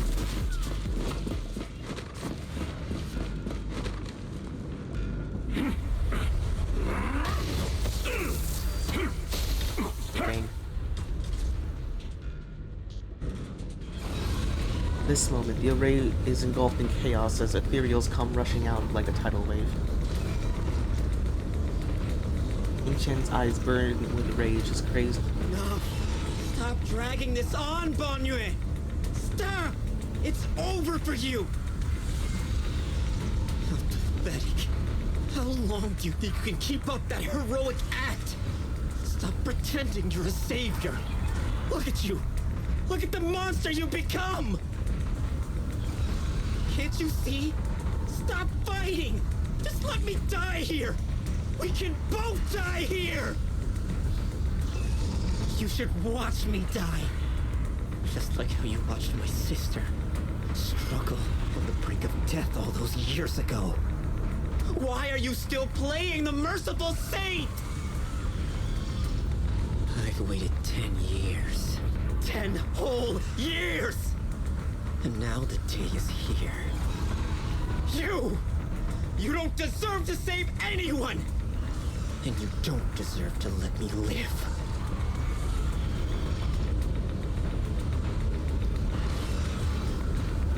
Oh, whoa, whoa, whoa. That went by super fast. She was the only one who saved you back then. So why didn't you save her? Why? Why? These 10 years, every single day, I kept thinking, if I hadn't stormed out of that day, if I'd stayed, maybe my sister wouldn't have died alone like that. My life should have ended here 10 years ago. I've been waiting so long for this day. Since you'll be dying with me, then so be it. Guess I can finally avenge my sister. And give myself some closure. What are you going to do? Pour water on him? Banyo's heavy footsteps create a deep crack in the ground. like a lonely mountain peak covered in scars and bruises. Standing tall and unwavering, his tenacity protecting Ningchen in the area behind him, his fists swinging in a frenzy of energy, every blow hitting like a tsunami, blasting the oncoming ethereals to dust. It's as if Banyue cannot feel the scratches and searing energy marks on his metal frame. The depths of his eyes glisten with a sorrow that pierces his soul. The resolution has long known his ending. His low, hoarse voice rings out like echoes in a deep valley, piercing through all the clamor, every word imbued with immense power. Ning Chen, I shall repay this debt with my life. Yes, your life is not a bargaining chip. You still have a long road ahead. Go and live. Live and see the world that your sister never saw.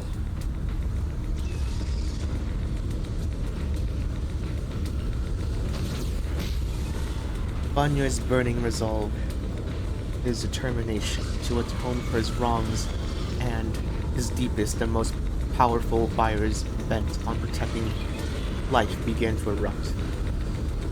He abandons any defensive stance. Every remaining bit of energy, every fragment of existence in this machine on the brink of collapse is fully channeled into his fists. The array base has been destroyed, and now the suppressed miasma has been released. What a pain. What a pain.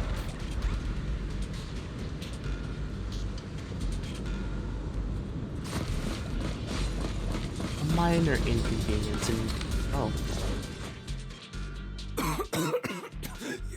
You finally made it! Banyu Shifu and his disciple are all trapped within that array! Banyu Shifu has been battling an endless stream of ethereals to protect that young fellow. He's been fighting for quite some time now. I couldn't quite make out what they were 30 saying, minutes? but it sounded like the young man was begging Banyu Shifu to give up on him. And who knows how much longer he can hold them off. That platform is where Dad used to take me to see the stars. The array has been there all along, so close by. Is there a way to break through or enter the array? The concentration of miasma is too high over there. I can't get any closer. Fairy, scan and confirm the range of the entire array. Belle, you can try getting closer, but be careful. Fairy and I will think of a way to break it. Right, got it. Got it. Let's move in that direction. Let's move in that general direction. Ah, there are ethereals now.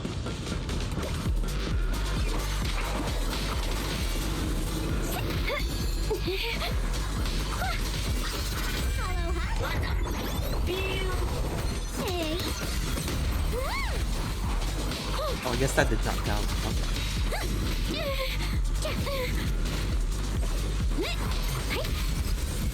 It won't work. The arrays absorb too much miasma. We can't break through that barrier. Well, I'm trying to break through this one. Still hear us? Banyue! Banyue! Can you still hear us? No matter how desperately you shout, no response ever comes from within. In the array, Banyue seems to hear familiar voices calling his name. At this point, he's fought to his limit and cannot respond. The faint voices soon grow denser in the depths of consciousness, concealed by the echoes that sting like a silver needle. Surrender, you clumsy hunk of iron. Why endure this endless pain? Open your core and embrace this great power. It will grant you rebirth and eternal freedom. Do you hear that? Do you hear the cries of the burden deep within your body? Your bearings are screaming. Your circuits are melting. You have long been covered in cracks on the verge of collapse. Emotion module overload. Forcing deinstallation to clear redundant emotional data. Re-verifying core command. Suppress miasma by any means necessary. Dive in. Sink into eternity. Behold how they long to accept you. Why resist? You are a part of this filth. The shell is broken. My body, like a candle flickering in the wind. Yet even if only a sliver of hope remains, the faintest glimmer of light, this heart must hold it fast and never let it go. So stubborn. Look at these scars. They're not just marks of battle. They're the price of bearing what should never have been yours to carry. Murderer. He must pay with his life. Your existence is a mistake. You should be eradicated. Feeling pain. It's nothing compared to the agony we feel. Descend to hell. Fall with us. How long can you hold on? 10 minutes. 1 minute. A second. Is it worth it? For those who hate you, who fear you, for those souls who curse you day and night, for a bunch of rotten worms, a world that only exploits you and fears you, suffering, exhausted, then why trudge in vain through this hopeless mire? Give up. Give up your meaningless pain. Your very existence is a mistake, and your struggle, an even greater one. Even if I fall here, this is the path I have chosen. This is the price I have to pay. This will is like a stone, immovable, unyielding. Even if my body shatters and I perish here, I shall not falter. Let go of your meaningless resistance, of your heavy burdens. Let everything return to nothing, to its original, pristine, blank state. Isn't that a good idea? Maybe. No more bloodshed. No more disappointment. No endless penance. No duty. No guilt. Only eternal release. Several voices intertwine, overlap, and spin like an endless whirlpool of destruction, trying to crush Banyue's residual self-consciousness completely. Belle, Fairy and I have found something. Ooh, what'd you find? Master, an abnormally large convergence of miasma has been detected. Warning, vital signs of the survivors in the platform area are extremely weak. Wow. Anomaly detected. Multiple energy flow Thanks, nodes Fairy. detected. I've marked the coordinates. The ether flow corresponds with the signature of the array base. Destruction of these nodes would disrupt the formation, Oh, other. destabilizing Okay. its I thought like she was just talking about like, the miasma thing behind us. the array core. Let's give it a shot. Array base and array core. Looks like I'll just have to give it a shot. We're like dispersing it. Great! Destroying the array base might not only break the barrier and save people, but it might even delay or even stop the miasma that the Matrix sends to the Creator. It's a race against time. We have to hurry. The nodes are scattered all over. Let's split up. Okay, leave this area to me. Proxy, you cover Xiaoguang. The noise in the array core is getting weaker. Let's go! Nah. Oh, what the heck? Huh. That's new. Or I guess not. Heck. Did it just make you not exist anymore? Oh, now there's that one.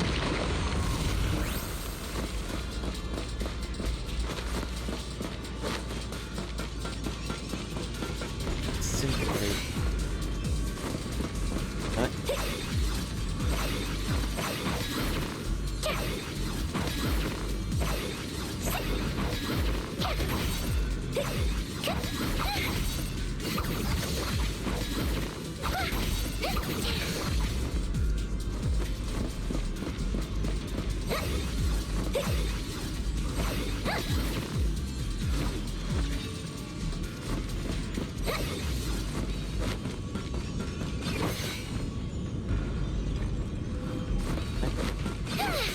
Just casually like lays behind the chakra. Alright, cool.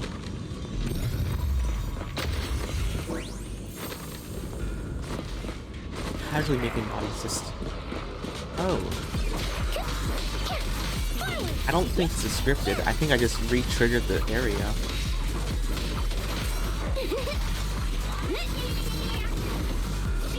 I might have just re-triggered the area.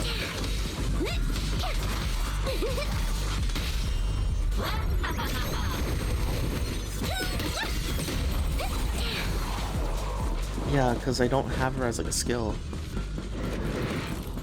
This is the last one on my Oh, end. never mind. Looks like it's up top. Oh, they split up. That's probably what happened. Got one for complaints. If you spot an ethereal, shout for help.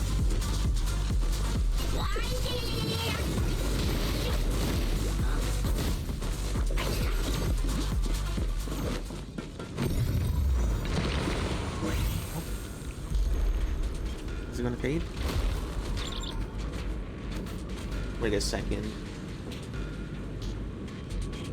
Is that Yishuan Chifu's or Qingming Bird? Could I have been trying to send a message? Once we rescue Banyan, we should tell everyone about this.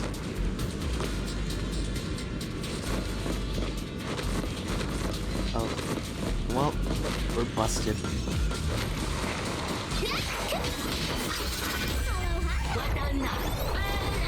The verdict is unforgivable. Oh, it does trigger herself. I did not realize that.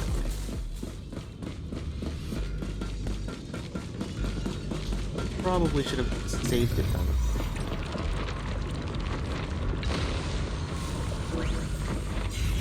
Like that.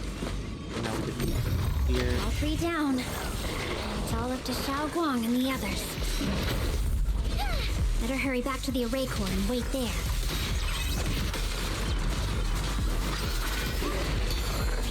Oh, they triggered it. Does this count? No.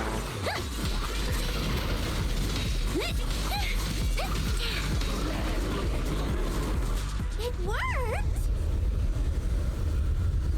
No time to waste. I'm going ahead. Yeah, what happened to like how oh what the where's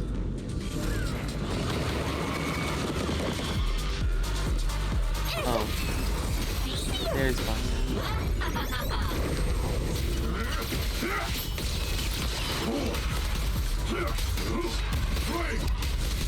Sacrificing yourself for justice? A life for a life? And you, carving into die over such a lousy trick? Where's that brilliant self-serving logic of yours? The sins of the past cannot be atoned for. Once Ning Chen is safe, you can take whatever it is you're after. Got one for complaint.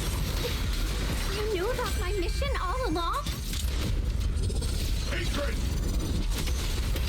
Probably.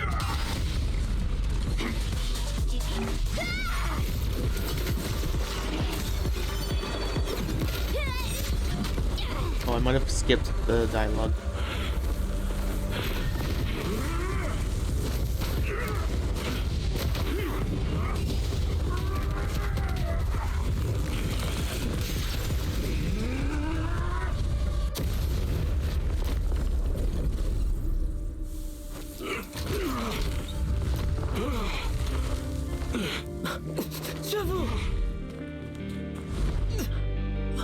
It's not over yet. And you already look this miserable. Let's end it here. My core. Please. Take it. Taking it to report back, that would be nice. But now, I have a new choice. This time, let the words of the dead grant you a truth that allows you to keep on existing. What's happening? The cries and wails of endless pain, resentment, curses, and despair, and the sound of accusations fill the air like a tsunami. So is she like channeling all the voices through like a telephone? Why didn't you save me? Why? Someone was waiting for me. Look at what you've done, you heartless monster! Remember our faces. Remember your tainted blood.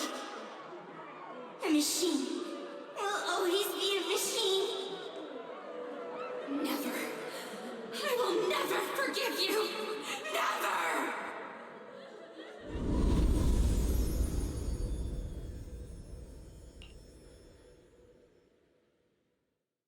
Just as these waves of despair were about to devour everything, Xiao Guang and the others return and step into the platform, and the voices suddenly become clear and gentle, like a beam of light piercing through the dark clouds, brings relief and warmth, cleansing all the ruckus. Oh, was it cutscene? Luckily, that rascal got angry and ran off to play. Big guy, can you promise to help me find him? Sis? He's so stubborn. Always getting hung up on the smallest things. I know he'll probably hit a few bumps along the way. But hey, just be patient with him, okay? Help him grow up safe, so he can see the better days I never got to. That's all I ask. The peace we found here made me complacent. I couldn't bring myself to open that thing. Maybe this is the price I pay. What's this? But please, please, our two children are still so young. We shielded them with a technique just before the explosion. The two of them still have a chance to live. Don't let them watch us leave. Don't let them suffer the despair of seeing their loved ones die. Don't let them grow up alone. I'm leaving them to you, Banyue. Get them out of here. Run straight ahead and leave this place.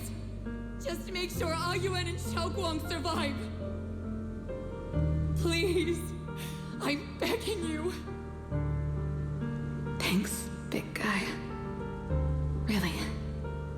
Thank you. Thank you. Thank you. Now, we can go without regrets. One day, when they return to their former home, remember to tell them we left with smiles on our faces.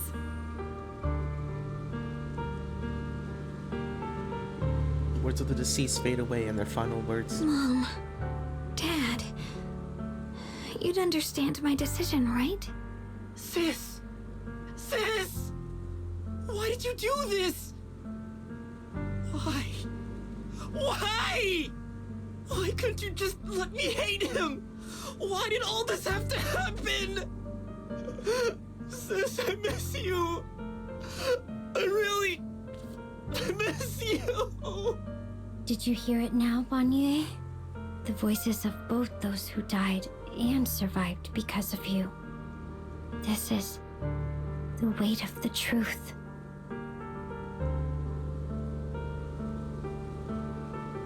Dylan's body sways slightly, and her expression is no longer light and joking.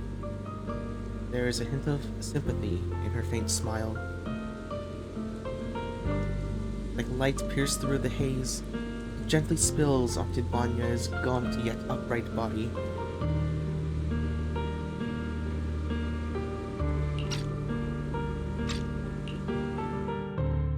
Your logic algorithms determined that there were only a handful with a chance of survival at the time. So you chose the optimal solution and didn't try to save anyone else. But as you stand here today, willing to step in and stop the array, you've proven that you've broken free of the constraints of commands and algorithms, haven't you? Correct. But the past cannot be. Right. The past can't be rewritten. But you're only holding on to the debt of those who were killed. You have forgotten the promise to live that those who passed entrusted to you at the end of their lives. Do you really think that falling here and sacrificing your life to repay your debts is something worth commending? You're just trying to run away. The real way to atone for wrongdoing is to live. Living the way you are now. This human form with emotions, self-awareness, and the ability to feel pain. To face the trials of the past day after day, and to shoulder the never-ending guilt. So what's happening with Sarah? Live with a clear mind. I'm assuming like that's what we're going to Face learn. the people you've next patch. saved. Be it gratitude, relief, distance, fear, even if you hate him. Go fulfill your promise to the deceased. Keep going. Use every remaining moment to make up for your past until the very end. This is my final verdict as a Krampus judge. Alan's words finish and begin to sink in. Banya's body trembles almost out. Okay. Cold algorithms, will slaughter, crushed souls, cool.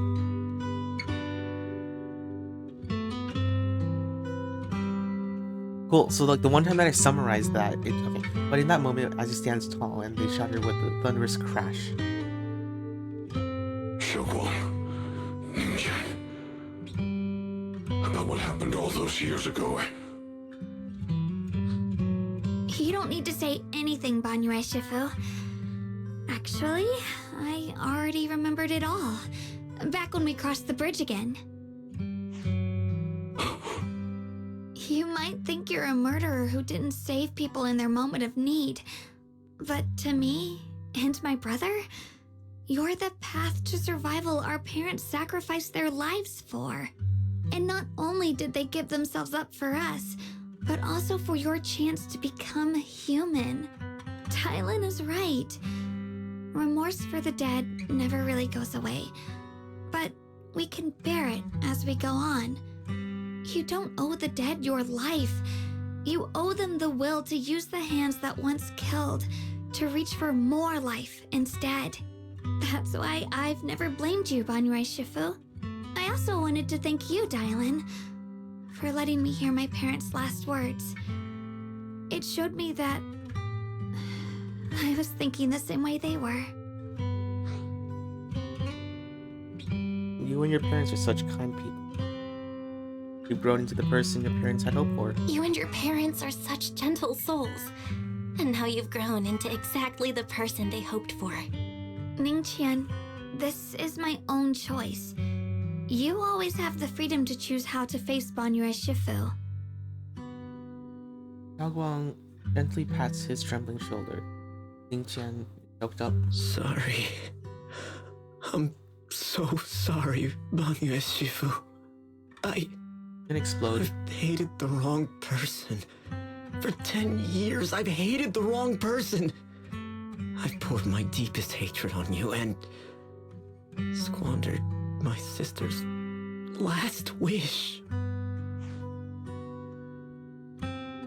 Ningqian. Of course I remember your sister.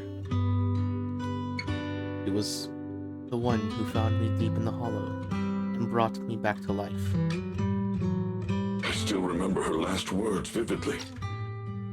I was never able to find you in Waifei Peninsula after I rescued Xiaoguang and the others.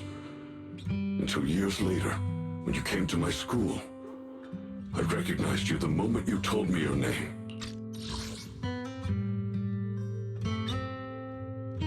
Oh, interesting.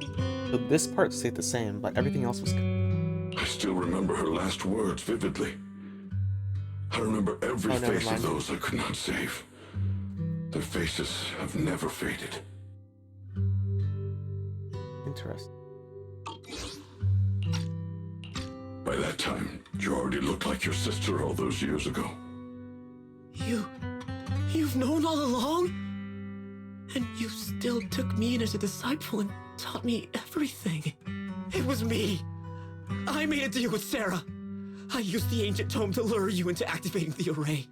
I thought I could use the array to absorb the miasma, hoping I could save more people and complete my revenge.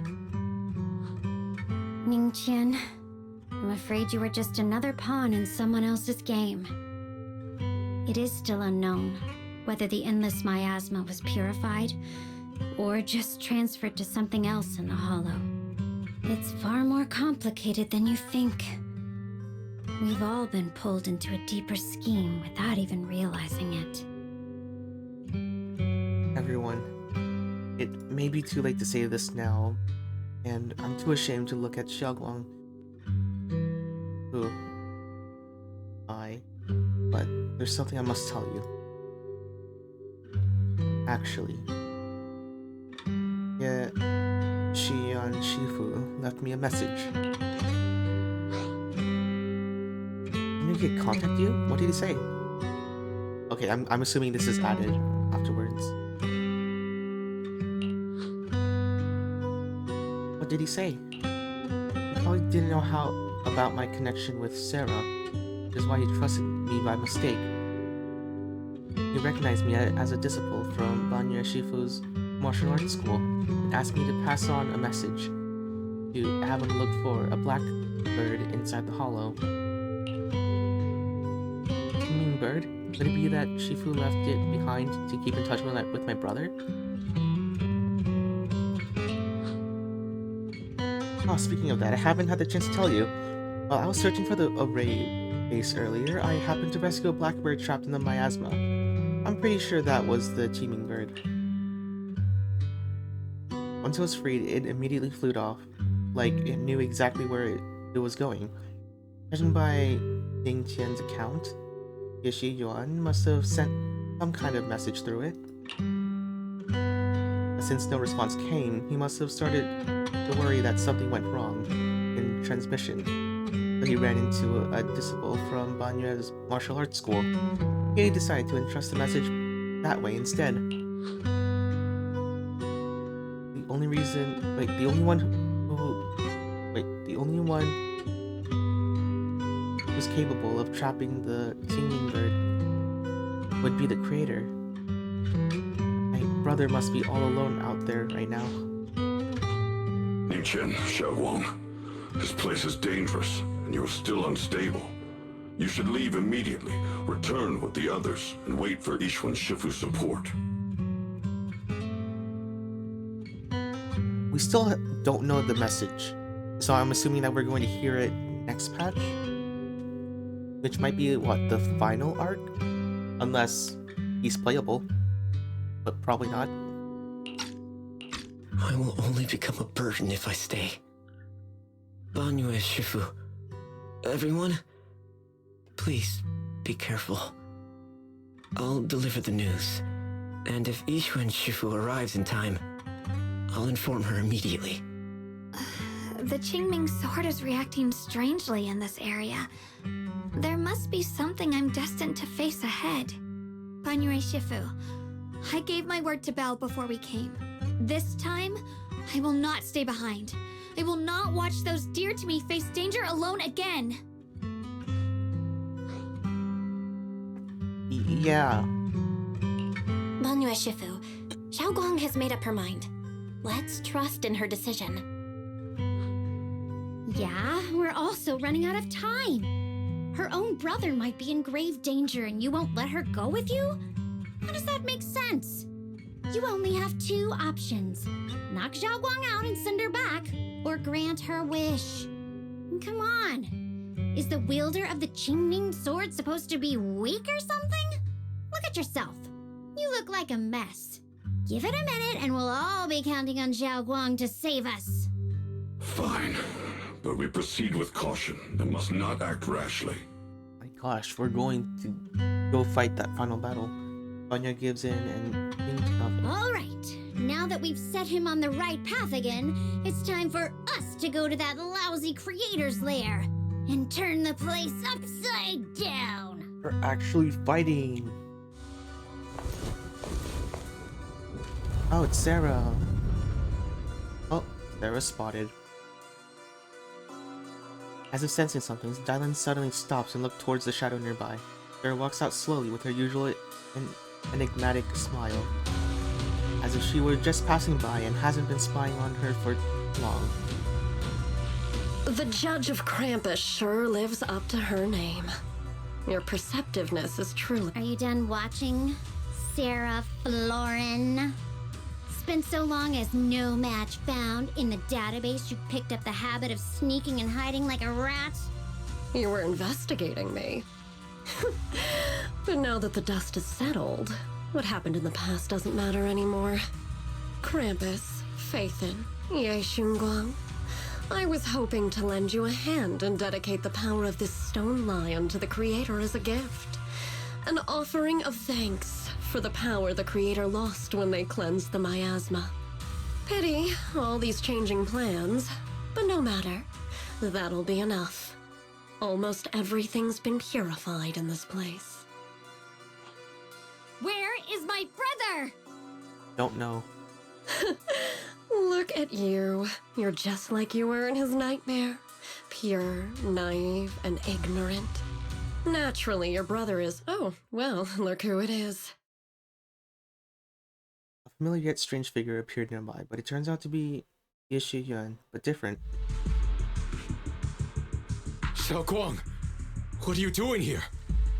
Weren't you training in seclusion? Who sent you here?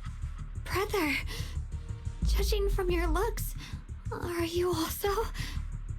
Go back. You shouldn't have come here.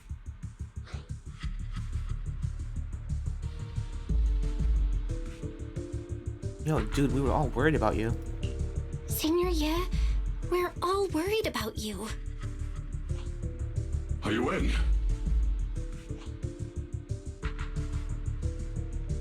You didn't write that letter, did you? About how to break my connection with the teeming sword. Note? What note? What did you do, Sarah? Why is my sister here? She's the sacrifice. Dun dun dun. No need to be so anxious. You helped me find the Creator in order to save her, didn't you? So what's wrong with organizing this moving reunion beforehand?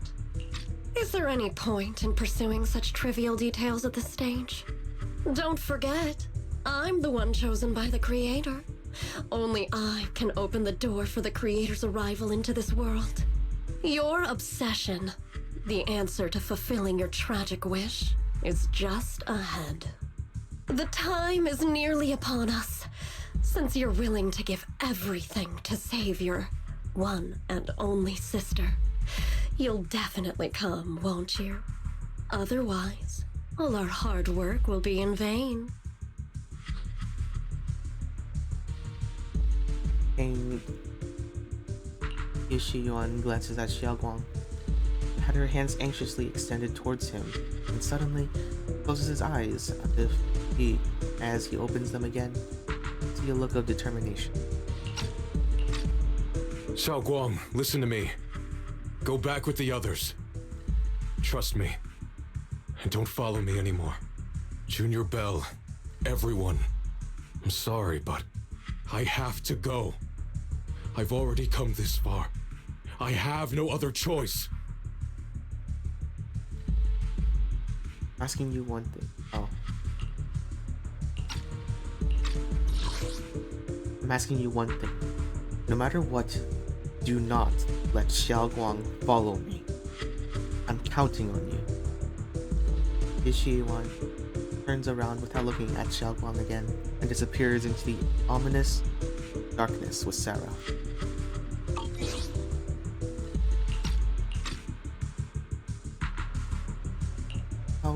could I possibly just stand by and do nothing at a time like this? Using someone's loved ones as leverage? Despicable, yet effective. Stop spacing out. Let's go after them. They track Sarah and Yeshion. Wise, do you know where they went? Can you track them down? Tracking route confirmed. Path recalibration complete. It doesn't look like they've gone far, but the miasma concentration in that direction is higher than anywhere we've been before. We have to be careful. Alright, got it. Okay. Xiaoguang, can you keep going? Yeah, let's go. We're bringing my brother back. Let's go.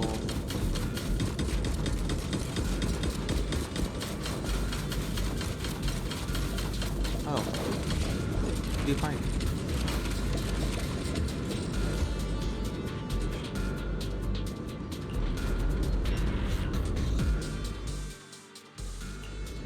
I may be slow, but I still have 2 fists to swing. Whatever, that's fine. Using these two is fine. Oh, is it just like change in case you need to? Pretty sure I'm fine.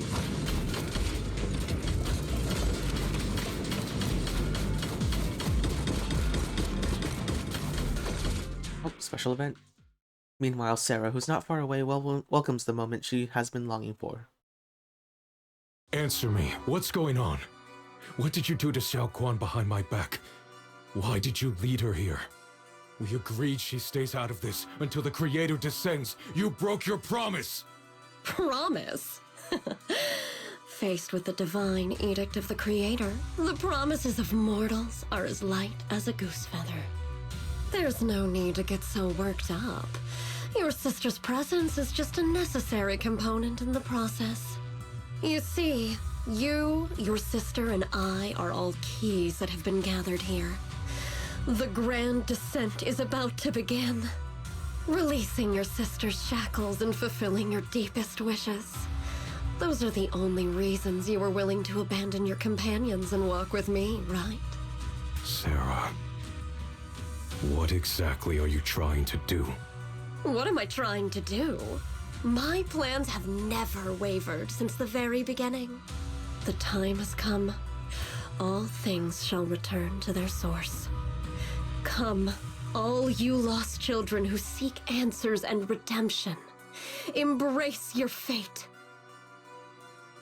Sarah doesn't look at him anymore. She raises her hands high in one direction, and her voice suddenly rises, chanting in a cryptic rhythm that nearly pierces the soul. O supreme and sacred Creator, by thy blessing and thy call, I lay forth this offering. Obliterate the vows of traitors, the avengers' cries, the defilers' lament, and the mourning of the dead. Almighty Creator, hear my plea. I beseech thee to manifest thy truth in the chaos of this world. I beseech thee to wield thine eternal dominion and reshape the order of the universe. Sarah, my most faithful servant, thou hast come to the very brink of my advent. Abandon the remnants of the mortal world. Traverse life and death, brilliance and decay, bliss and suffering. All shall return to me. So this is the Exaltus Creator. They may look radiant, but it all sends a shiver down my spine. Whether or not this evil being can be destroyed depends on this strike. I cannot hold back. I'll end it here and now, before Xiao Guang and the others are drawn in too deep.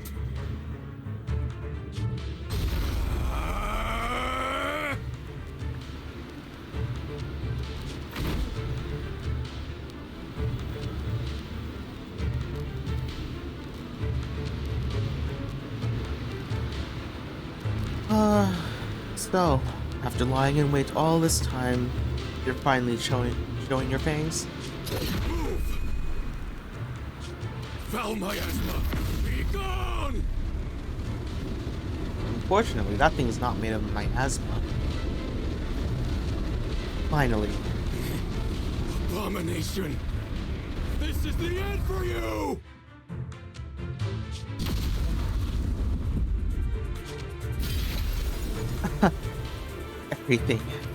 Everything is under your gaze.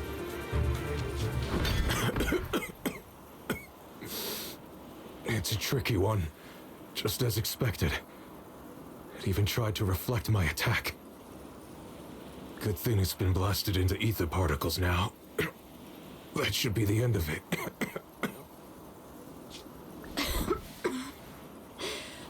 Abandon the mortal world. Oh, she finally dies. Traverse life and death. Shall return.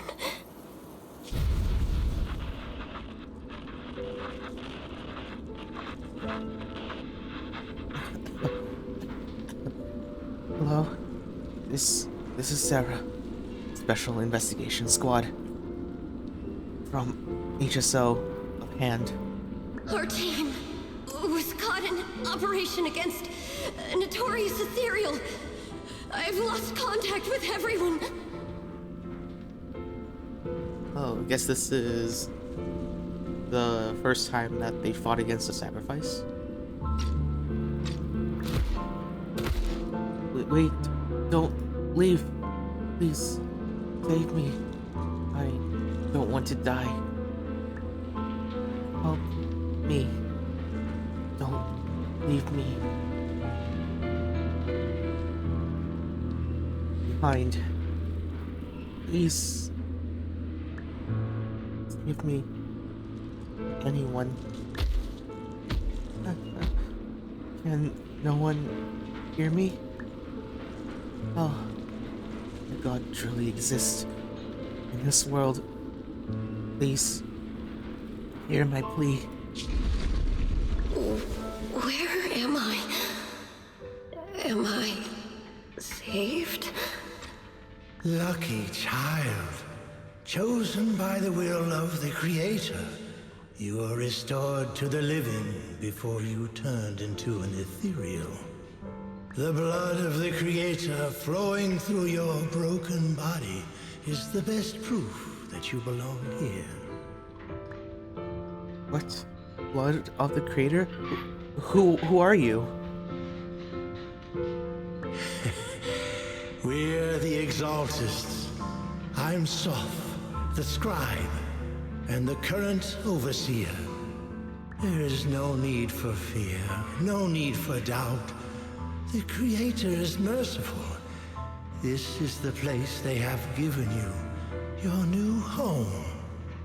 No. Sorry. I have somewhere I have to go back to.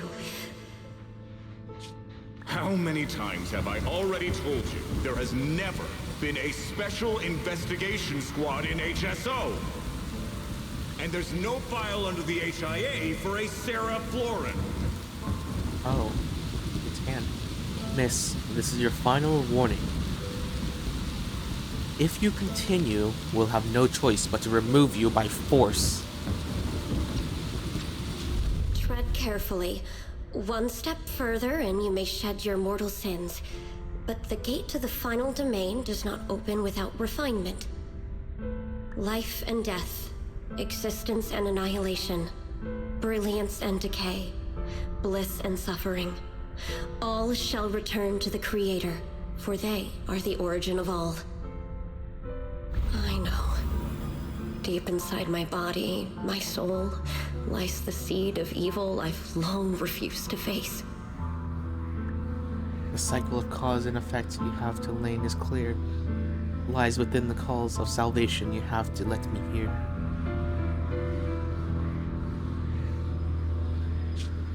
Abandon the remnants of the mortal world. Traverse life and death. I set my hand upon my spine and my palm against the mortal heart. Guided by nameless markings, I shall walk the path in search of the Creator. The Creator, who has shown me the conclusion and fulfilled your promise, please accept me.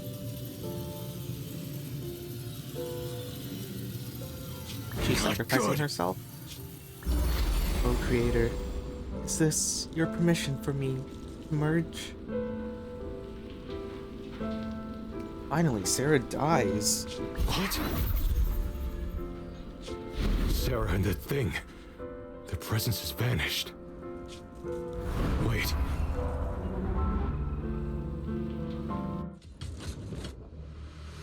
Miasmic abyss.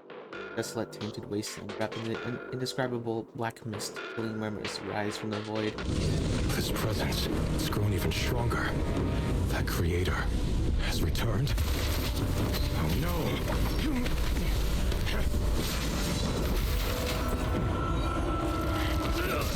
Why is he not playable? No, no!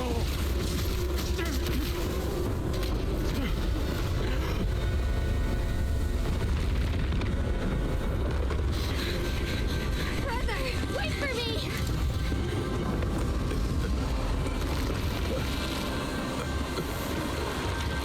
Brother! Xiao Guang.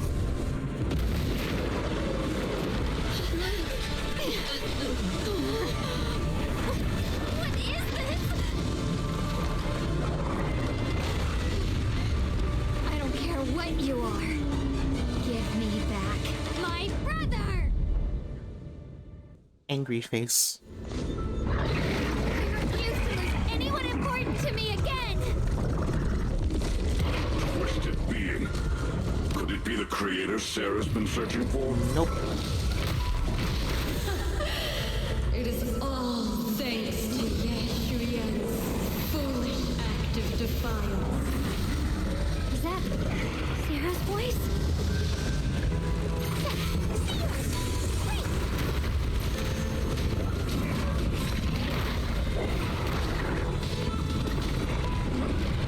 Oh. As for Yeshuyan, fret not. I have other plans for him. We're not playable. Once you're gone, it'll all be over! Hatred!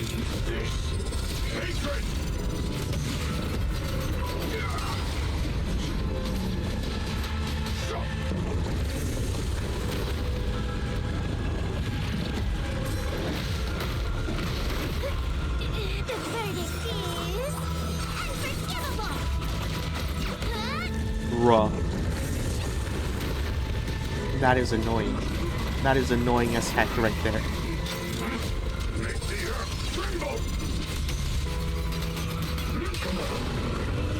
Did I skip a cutscene? Or like a voice line? I think I did.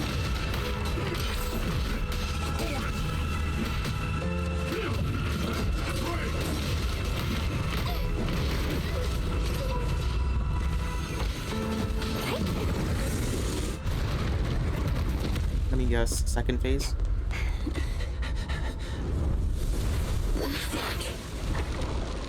Brother. Something that should have been mine all along. Taken by the hand of a blood relative. What could be better?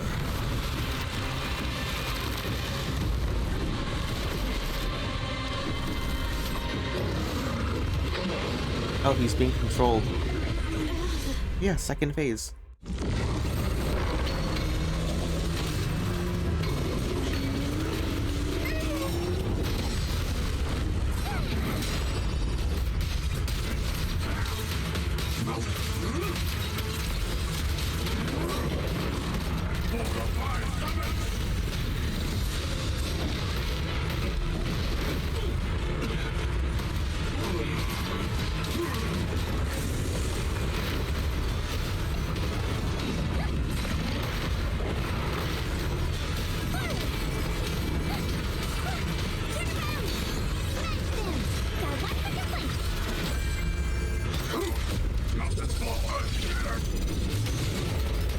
don't know how I got so bad at, like, countering. It's gold. Okay, there. And it can go again.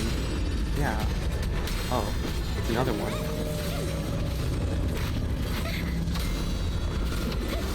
That, and then there.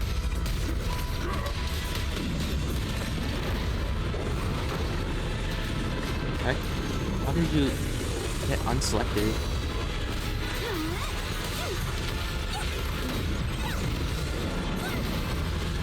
Oh, interesting.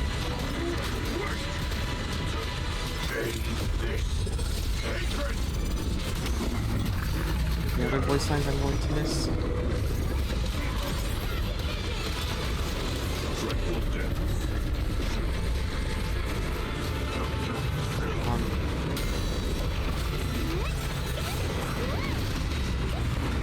Wait, what? Oh.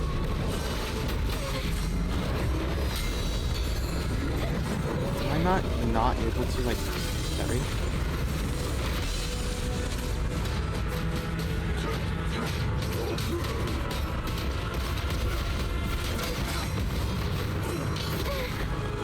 Oh.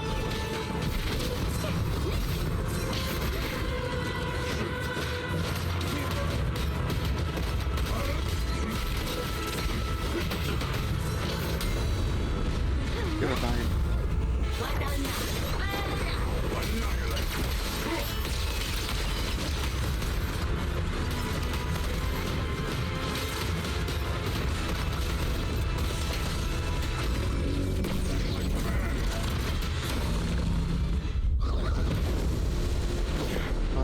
There were no voice lines, maybe? No! Oh. Still afraid to draw the sword? If you keep running, your loved ones will all be buried here! Brother! Some choices are burdens, and we must bear them. Do what must be done. I trust you, just as you trust me. Finally. If I were the one being controlled instead, I believe my brother would make the same choice.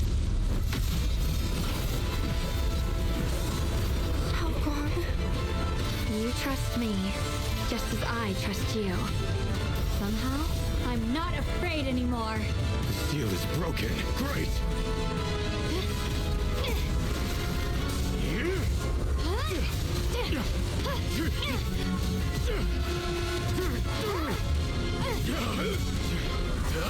Big fight scene.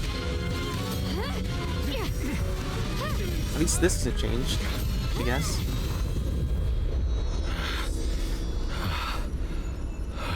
Brother.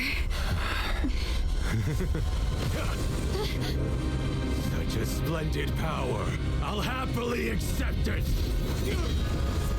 How could that be? A mere evil spirit, and you dare speak so arrogantly. I am Ye Guang, wielder of the Qingming sword of Yunkui's summit. This sword, with heaven and earth as its guide, shall cleanse all evil! That's her Opaline! Oh. Xiaoguang. I already know. This voice. Did I really bring my brother back? Please forgive me for leaving again. You must wait for me. Trust me. I will save you. I swear I will. Brother. He's playable, right?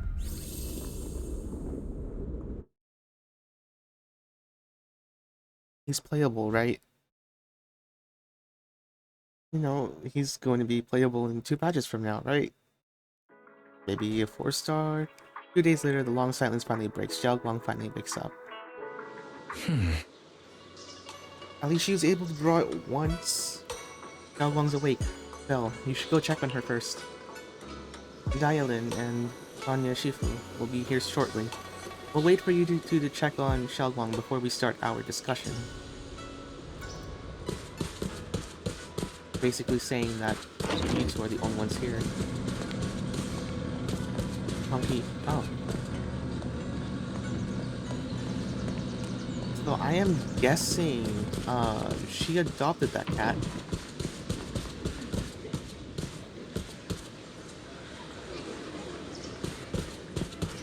No, I was like very confused why this cat was here. That makes sense now. He moved into the temple and adopted a cat.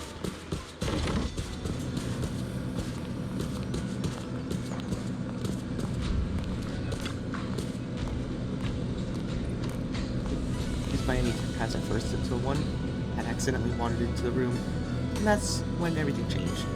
And after the stray cats living in Shueibin Temple got into a fierce turf war with a chunky orange tabby, ultimately claiming victory and exclusive rights to be in the place. From that point on, the cat bed just became an untouchable throne, strictly off limits to anyone except for the orange tabby. Mere humans could only admire it from afar, never daring to mess with it. What's in your diary? Gosh, I could read the diary. You might have something important to record. Better. Oh.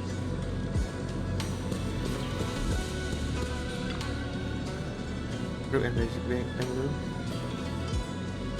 Oh, interesting.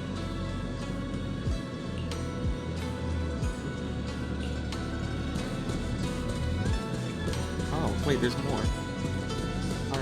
Art sticky notes.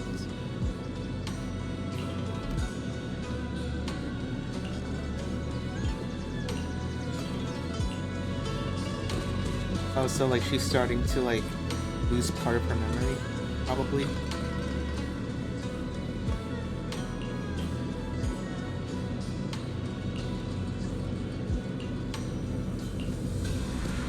I'm guessing like she's afraid that like she might start forgetting, so that's why she's putting sticky notes and created a diary. Just so that she wouldn't start forgetting. Huh. She's really thought about preventing her own memory loss.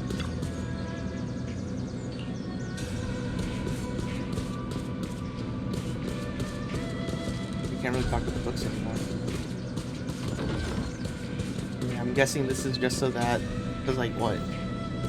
Like she's going to eventually like lose her memory and like will live or whatever. Interesting.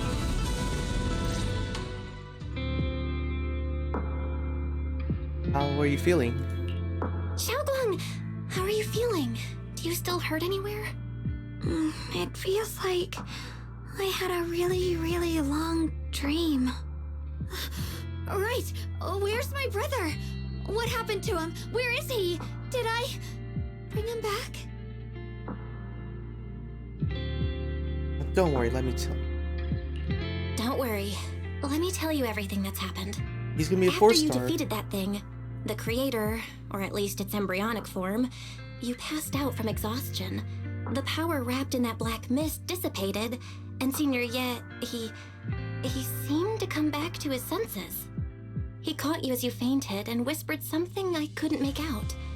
It was clear he didn't want to leave, but in the end, he walked away alone. He didn't explain anything. All he said was, take care of Xiaoguang. Banyue Shifu and Dylan were both injured and couldn't stop him. But at that moment, from Senior Ye's expression, it was like he suddenly realized something that he had to confirm right away. He left alone? No. We must find him as soon as possible. If he still has any remnant influence of the creator in his body, if that takes hold again. And what about Shifu? Did she make it in time?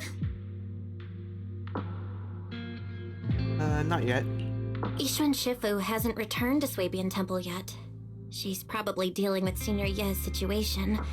I heard that Yunquei Summit will be sending people over soon to investigate the creator incident. Yunquei Summit. Contemplate what happened before with Xiaoguang. Xiaoguang, considering our past experiences and what Sarah said, do you think the creator's target has always been you and the Qingming sword? Yeah. It's been trying to lure me into using the power of the Qingming sword to make me break the seal myself. And I'm afraid that it controlled my brother to use him as a medium at the critical moment, to devour the power of both me and the Qingming sword.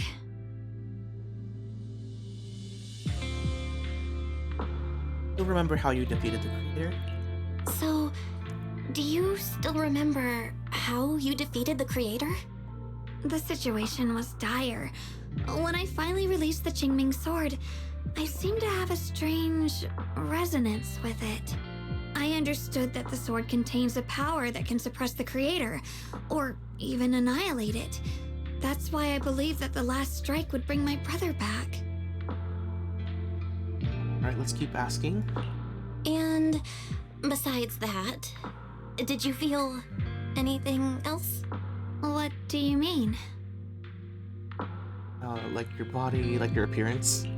Like any changes with your body, or in your appearance? Your hair kinda turned white when you drew the sword.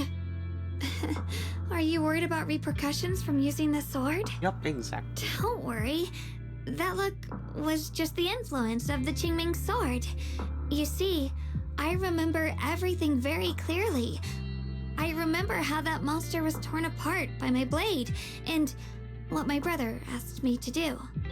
What's wrong? Still worried? Then how about a little test? Want me to recite any technique spells? Or any Yunquei Summit rules? Or maybe everything we did together after we met? Looks like you're okay. Thank goodness. Looks like you're really okay. I'm glad. Yeah. Maybe limit I've the never been number very of draws, lucky, though. But maybe it's about time things went my way, right? It's just...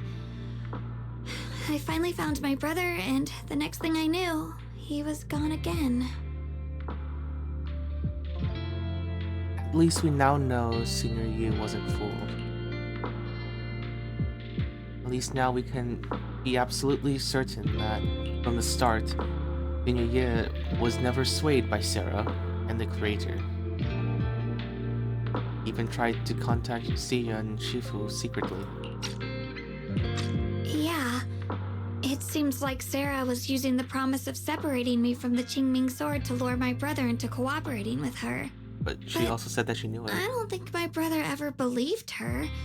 He only played along so he could get close enough to find a chance to destroy the Creator before it could take form.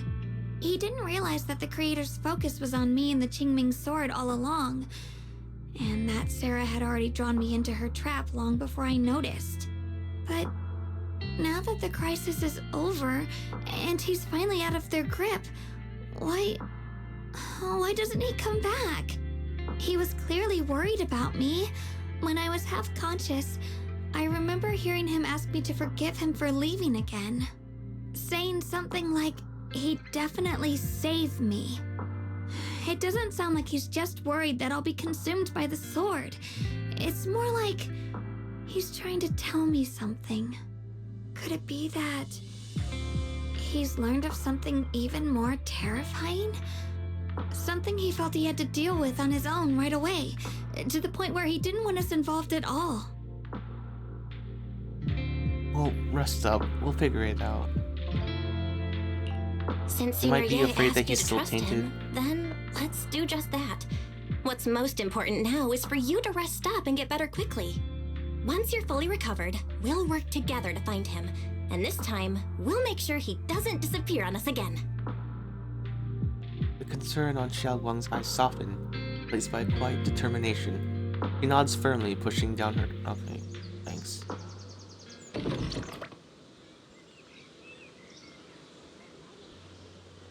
I didn't realize I was supposed to speed read through that.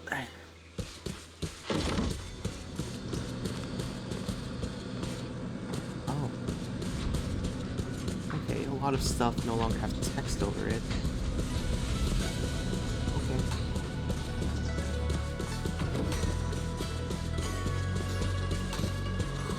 Let's talk to them. How's Xiaoguang doing? She just woke up, so instead of bugging her with questions, we figured we'd give her some peace. Still concerned about Senior Ye, but she's less upset now. He's still concerned about Senior Ye, but after hearing that the creator was repelled and that her brother made it out safely, she calmed down for now and is resting. I'm afraid I'll have to trouble you to keep a closer eye on Xiaoguang's state of mind these next few days. Got it. Please don't worry, Banya Shifu. I'll keep an eye on her. Don't worry, Banya Shifu. Xiaoguang only drew her sword for Senior Yi and all of us. I'll make sure to keep an eye on her condition. She's always tougher than we think, but that's also exactly why it's hard to not worry about her. Back to business. What's this resonance signal you two mentioned earlier? Right. There was so much happening so quickly that we didn't have time to investigate further, which is why we couldn't tell you right away. When the creator, or rather that power Xiaoguang fought off, was first awakened, 4 areas in Lemnian Hollow simultaneously emitted extremely brief but highly similar energy resonance signals. Oh, long-range communication? Which 4 areas? We can only locate 3 general areas at the moment. One was right where the creator appeared at the old mining site. Another was the area where we confronted the Exaltist Overseer Mevarok. And the third one was the town. Oh, so like... I'm guessing the 4th area is our final battle within Lemnian Hollow. What a coincidence. These are all places we've been before. Yeah. Coincidentally, these are all places Wise and I have been before. You've been to all 3 places? Oh, don't tell me these are all popular attractions. That's not the strangest part. What's really worth noting is the 4th signal. Fairy? The spatial coordinates of the 4th resonance signal are severely blurred.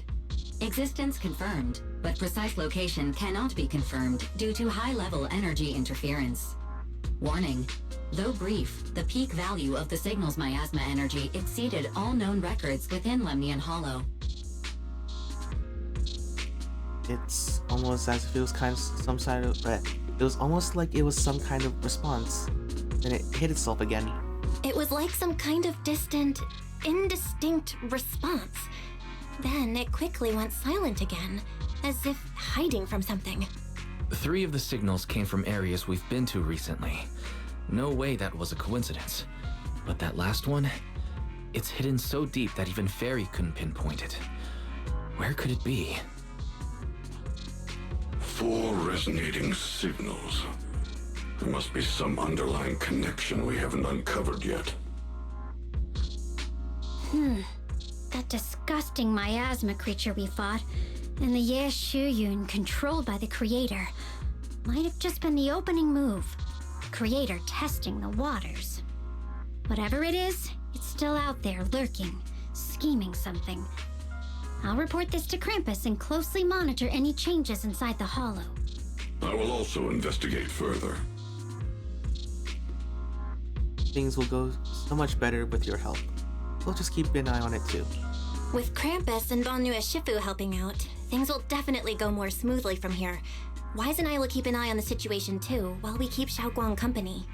Let's all stay sharp, everyone. This calm might just be the eye of the storm. A brief moment of respite before everything gets thrown into chaos again.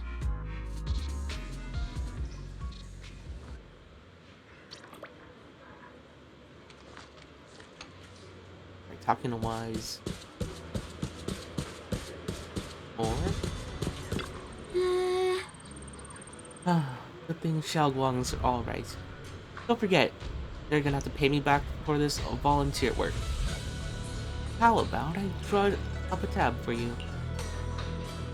From travel expenses, compensation for emotional stress, overtime and missed meal, teamwork money. Thanks for everything, Dylan. What are you gonna do after this? Writing reports until the cows come home, sorting through mountains of mission files, dealing with endless inquiries about those old geezers upstairs. And applying for a position for a new colleague and whatnot. New colleague? Yeah, my humble business is expanding, and I'm short on help. I need some muscle who can take a beating. Better yet, if they come with some skeletons in their closets, then I can use it as leverage. Overtime's just part of the deal. Business trips? Oh, they're a regular thing too. And then seems to recall something interesting, flashing a smile that feels somewhat unsettling.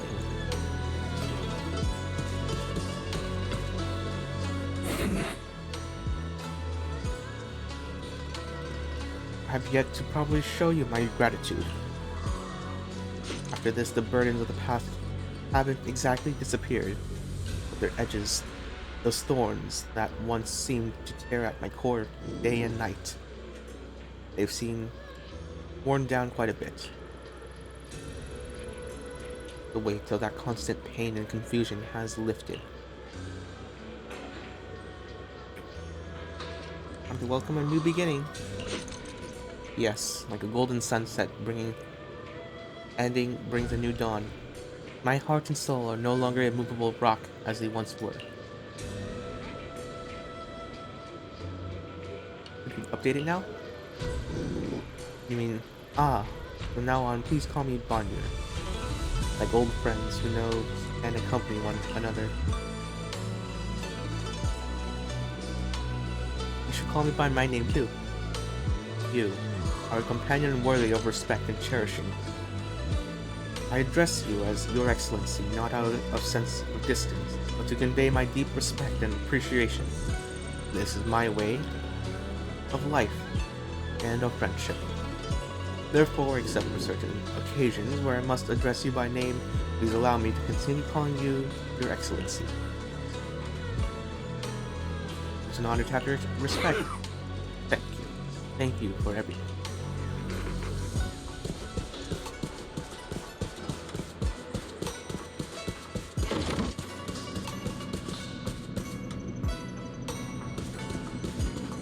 Oh, she's here now.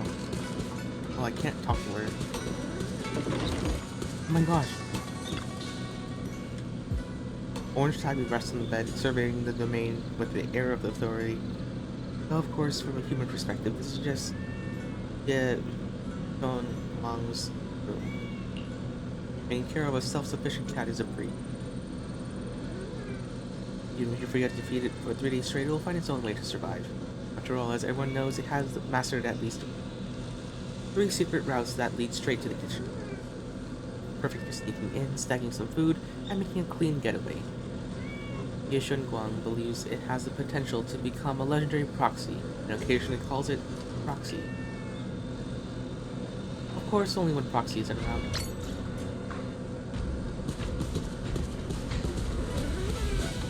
Yo, you're orange, I'm orange. Oh, I just realized.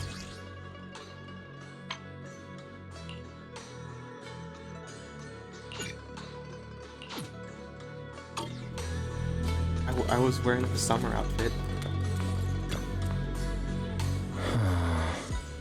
Well, that wraps things up for now. Though I have a feeling there's much more trouble ahead. There's still much about the creator and other secrets of the Hollows that we haven't had leads on yet. But at least this time, and all those times before, we pulled through, didn't we? At least we got reliable companions at our side. At least we'll never have to fight alone. Well, anything else can wait until sunrise. Right now, all I want is a nice, hot shower and sleep. Well, we should get some rest too. We'll need your energy for our next adventure.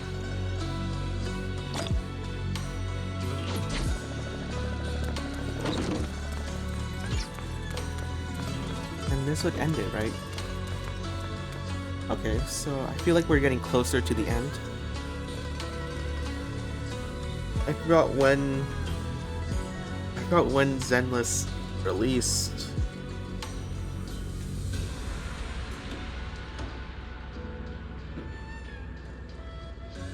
Yeah, I forgot when it released, but I'm pretty sure we still have like one more patch, I think. for the story.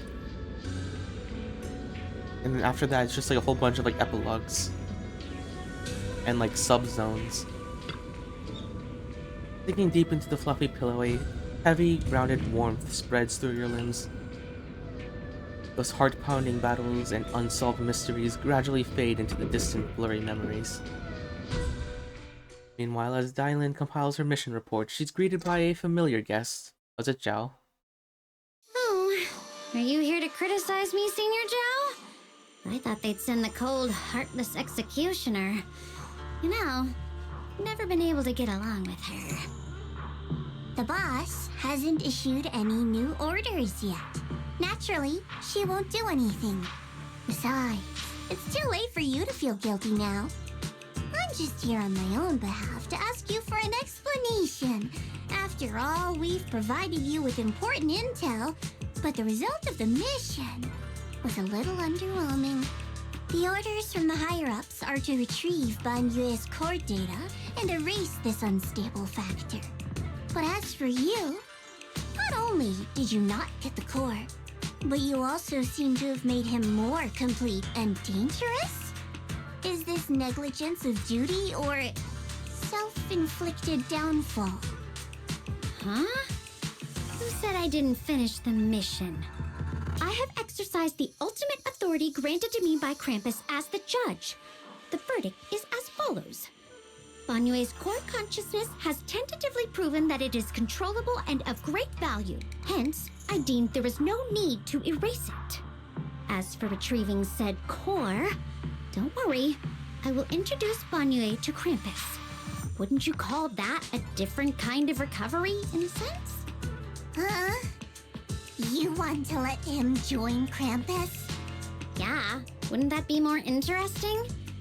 If he joined, then his power, along with all of the information he has, would be of service to Krampus. In the long run, that's way more valuable than a one-time core data extraction, don't you think? Aside from the old folks from TOPS, the reason the boss is so interested in Ban Yue's core is because a certain big shot was the one who made modifications, which gradually transformed him from a killing machine into a human. Huh. You sure know how to wiggle out of a tough situation.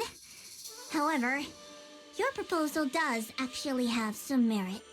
I hereby approve your verdict. As for how to write the report without any leaks to get those old fossils to nod in person, that will be up to you to deal with. But I believe that when the boss finds out we're about to have a new member who is so controllable and so useful with all the potential value he brings, I'm sure she will be happy. After all, this is much more worthwhile than recycling a pile of scrap metal, right? All right. I'll leave the rest of the procedures to you. I look forward to hearing good news about our new member. I'll still be relying on you to help me persuade the others.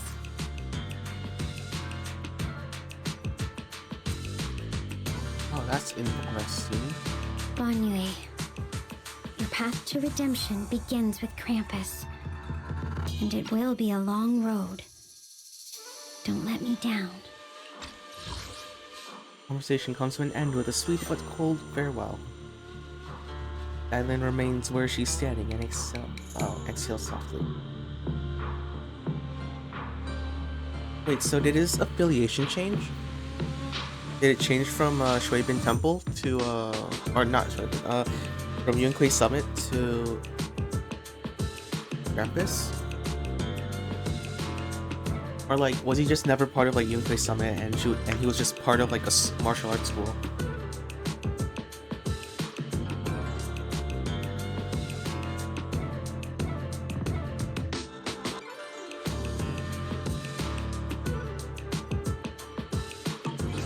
It would be interesting if he switched to Krampus. The skies over Yunquei Peninsula remain heavy and gray, but Ban Yue, the path forward to new life lies open, and one less shadow stands in the way. The night deepens and is all silent as Shuibin Temple is shrouded in a hazy moonlight. A single room lit with yellowed candlelight. It was stubborn like fireflies in the darkness. On the day I secretly snuck into Shuibin Temple, I saved a chubby cat.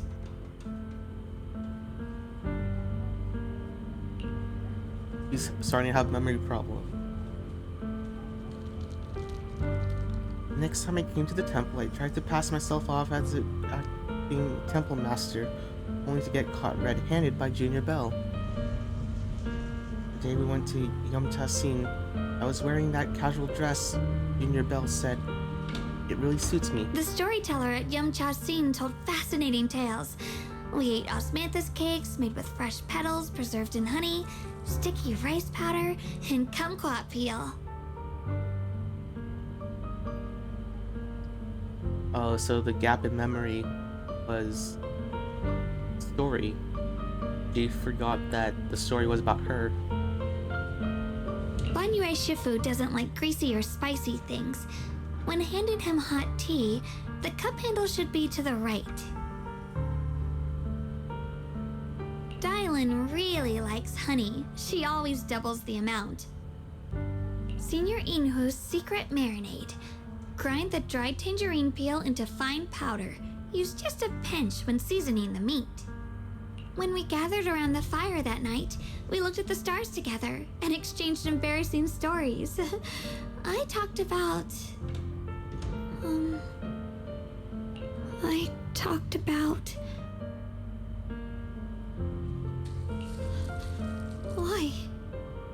Why can't I remember? I knew it just a second ago.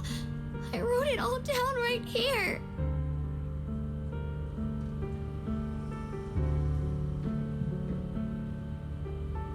So she's been hiding the fact that her memory issues are getting worse.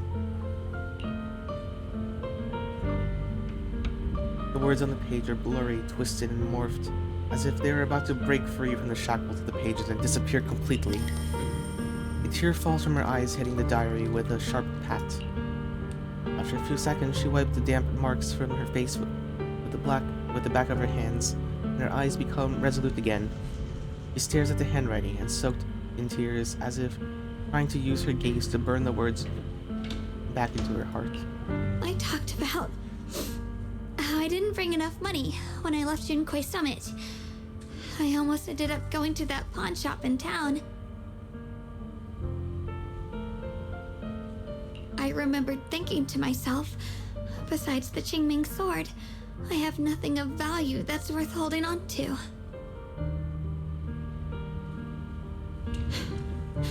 I must never forget these memories. Never. Shifu, my brother, Belle, Wise, and everyone else. I must remember all the beautiful moments we shared together.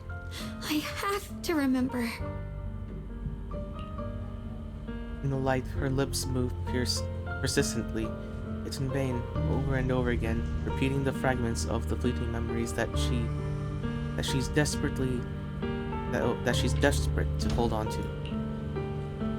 Her fingers begin to turn white and trembling slightly as she grips the diary tightly, as if she's engaging in desperate struggle against an invisible foe known as Forgotten.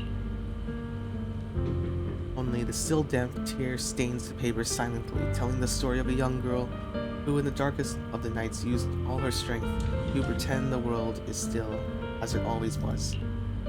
Pretend that she's still the same Shungguang the whole time. The whole unscarred, unaffected by the Qingming sword.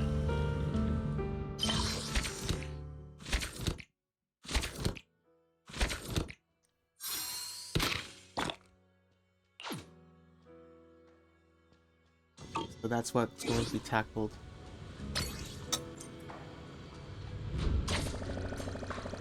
Did you talk to her again, or is she just not here? Not here.